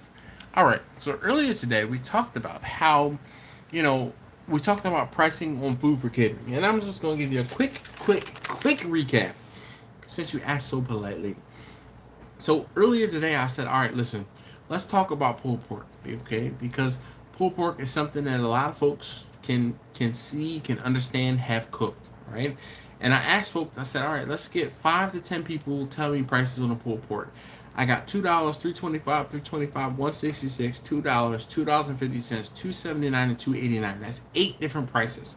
And I'm running through this really fast because I want to try and get through this quickly to answer your question, but also respect other people's time and comments. Now, with those 8 different comments, I got $20.34. With those, I took the 8 and averaged it out. It averaged out to be about $2.55. Okay. Now, I talked about how we were going to figure out how we came up with pricing for certain things. So we're talking about pulled pork. We took the average price per pound. Hopefully you're following along. Average price per pound, $2.55. Multiply that by 3. You multiply the 255 by 3, you get $7.65. Now I'm cheating because I have a piece of paper that I already did this math on, right? But $7.65 is not the true number you want to be charging because of the fact that pulled pork, you lose 50% of your raw weight to your cooked weight, which means you need to double that $7.65. You double the $7.65, you get $15.30. Okay? $15.30, you're going to round up or down. So I said, hey, let's take an average and $15. $15, $16, all right? $15, $16 is what you need to be charging per pound. Now that's like flat, boom. This is what I'm charging per pound. Now, if you're going to be doing like an 8 ounce sandwich, then you can say, okay, well, you know what? 8 ounce sandwich, I'm going to charge $8.50. You want to charge a little bit more per pound because you're breaking it up, and or for additional things like that bun or that container you have to put it into, some of that foil that you might need to use. So those are things that you kind of have to figure out. But the nuts and the bolts were, we took the price of the meat per pound and we broke it down step by step and figured out how and what to charge per pound. Same thing with brisket, right? You got about a 50% loss. So if you have a brisket, like brisket is costing me almost $5 per pound. 5 times 3 is 15. 15 because of the 50% loss, you need to charge $30 per pound. Can I get $30 per pound for brisket? I personally cannot. So I'm taking a loss per se on my brisket. And I'm only able to charge $22 to maybe $24 per pound for brisket. And are people paying it? Yes. Am I making as much money as I could? No. But the whole thing is you have to figure out what your market can bear. All right? So hopefully that helps. If your product is great, the barbecue family will talk about it for you. No ambassadorship or crap. It's all good, Darnell says. They are going to tell people, for sure. I've been thinking about hosting some local parties and getting some content and exposure. Well, that's what's up. Damn. Delana says, hello. I was one that lost the husband. I was named Wally in January from the virus. Took his name off. I'm doing good. Well, Delana, so sorry to hear that. Being said, I did a brisket and some size for the road crews building a new highway here and out of my own pocket. I got such a huge return on that investment that keeps paying. Nice. Russ said, yeah, cook a brisket and hand out slices in front of a liquor store. Yeah, well, if that's what you got to do.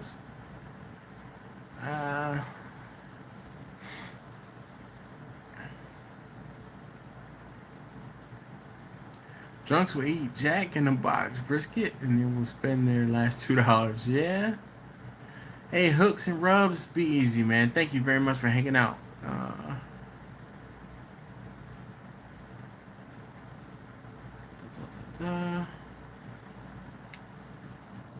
How much would you charge for a turkey because it's whole? I'm charging $65, $70 for a turkey currently. And I'm putting a little bit more on it because I do a lot to turkeys. I brine them. And yeah. So. Right. Excuse me. Right, she said, well, Dash and everyone, I gotta run. Have a wonderful rest of your week. Yes, sir. You do the same. Rest, I feel like I haven't talked to you in like 2 or 3 weeks. We're overdue for a conversation, but I'll hit you up or you'll hit me up. Either way, it's one of those things where I talk to you for a week or don't talk to you for a week, and then we pick right up where we left off. Good people's there. If you do not know or have not seen Ricer's channel, definitely check him out. Definitely check him out. Gabriel said Ricer Mania. Oh, goodness. All right, well, it is almost midnight on the East Coast, and I am going to go ahead and turn in. I have to get up early tomorrow. I have to log on at 6 a.m. So, yeah. Prices at night, Laura. Heck yeah, Dash. We will chat soon, for sure. I will sell... What? Oh, chili at events. If someone said that they love the chili. If they said they love the chili. Dun, dun, dun.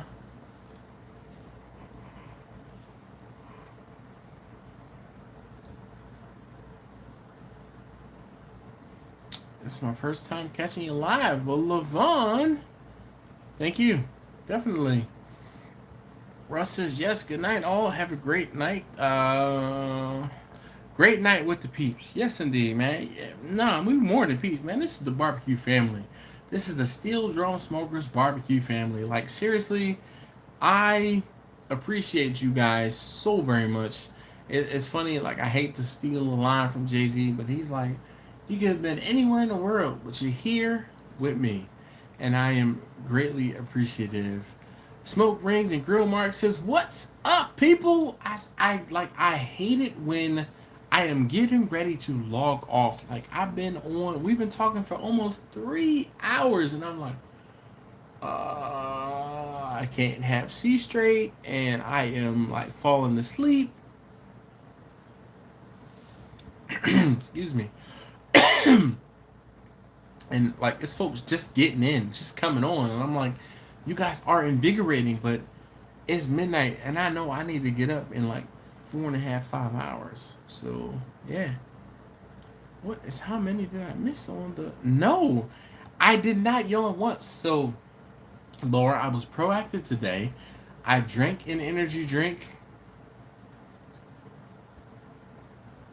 That was close to number one, Laura. That was close. That was close. I drank an energy drink an hour before the live stream to help preempt that. I had some of the clear and an energy drink while we were doing what we needed to do. And in almost 3 hours, that was close to number one. Delana says, everybody have a good night and have a good rest of the week. Man, Delana, I don't want to do one better. Have a good night and a great rest of the week. Thank you so very much for checking in.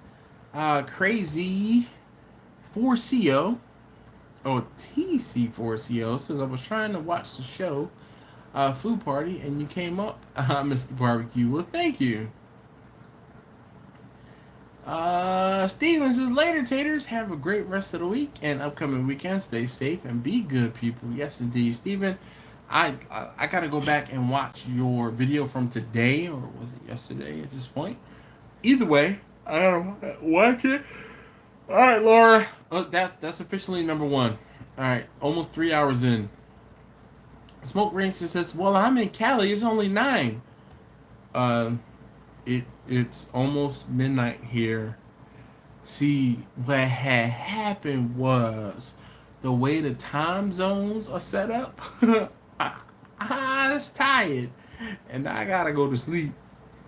Laura says, bye for now, dashing off. I missed some yawn. You didn't miss any yawns. Like, I'm telling you, this is number 2.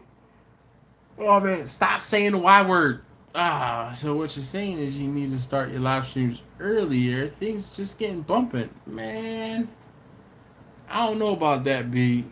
Can you see the glaze in my eyes? I've been drinking and I'm tired. Jeez. Grumpus is a great topic tonight. Good night, dashing everybody. Well, thank you, Grumpus. I know you're not selling food per se, but I hope that you can, and have, oh my goodness, indigestion, have taken some value from the topic. Laura says, that's 2. Make it 3. Just talking about it. Yeah, I know. Smoke Ring says, I love you, man. Just had to tune in, bro. Sorry I was late. Do not apologize for being late. You were right on time. because you know what? You can watch this again later. I won't say tomorrow, just later. Not mandating that you watch it tomorrow. Though if you watch it tomorrow, you get extra points. Laura, that was 3. That was not 4. That was 3. That was 3. The first one didn't count. It was like, it was. See, damn it.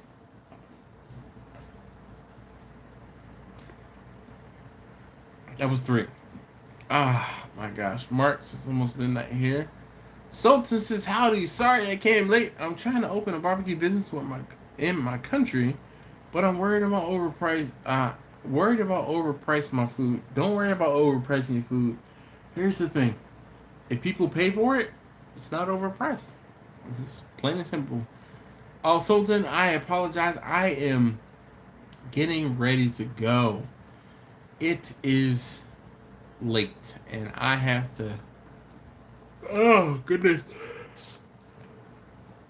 Oh, man. All right. One last time, I'm dropping the link for tomorrow's video. Thank you, B, for the reminder. Should continue pricing talk next week. All right, Darnell. Well, maybe we can and or will. Yeah. This was a very good live stream. I really appreciate all of you guys who have been here. Thank you guys so very much. And if you are watching the replay, type out the word yawn, YAWN, in the comments below. Laura, she's funny because she says the Y word, and there have only been like 4, maybe 5 yawns. And here's the next one. Because whenever I start talking about the word yawn, it's crazy. When I say it or read it, I yawn. I do it. Especially after 3 hours of being on the live stream. So, thank you so very much. And Laura's like, 5! Psst. Oh, man. Grandpa says, never say never on selling. He said, I'm going to be ready. Yes, indeed. Laura says 6. Jeez. Damn it, Smoke Rings. I was hoping to get away with the live stream tonight without talking about the biscuits. You have done it. I did not get the biscuits. You know what's so funny? I was coming home this evening, and I remembered and I chuckled to myself like, man, I need to find out, like, I need to make a sticker, like, don't forget the biscuits. Because I chuckled to myself because I did not get the biscuits, and I'm like, yo, that is one of the inside, like, ultimate inside joke from those of you guys who are on the live streams about the biscuits, and I did not get the biscuits. So I just want to tell you that, yeah.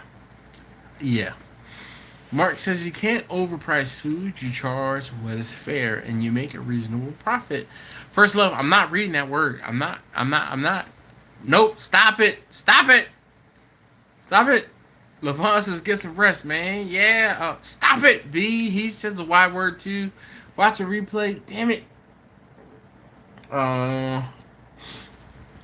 Yeah. Watch a replay at 15 minutes in to catch the pricing info for sure. How much would you charge for a full pan of banana pudding? Is it Helen or Helene? I don't do banana pudding. Well, I do, but I do for my family. But I got a lady that does banana pudding.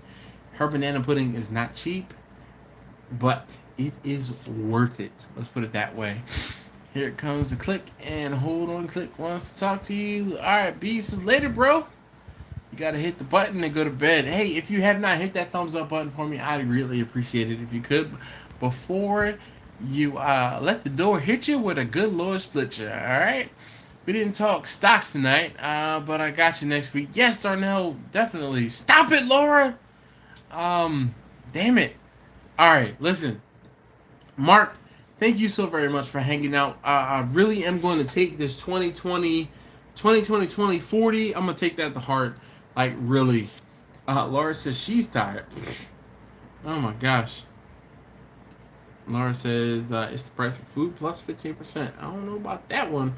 Or, excuse me, First Love. Hey, is it Helen or Helene? It's just good night. Well, thank you so very much. Hey, look, I'm going to post the link for tomorrow's video one more time. And I'm going to tell you guys, thank you so very much for hanging out. Really, really, really do appreciate it for you guys hanging out. Really has been a great evening, great topic, great discussion. Thank you guys so very much. And I'm gone.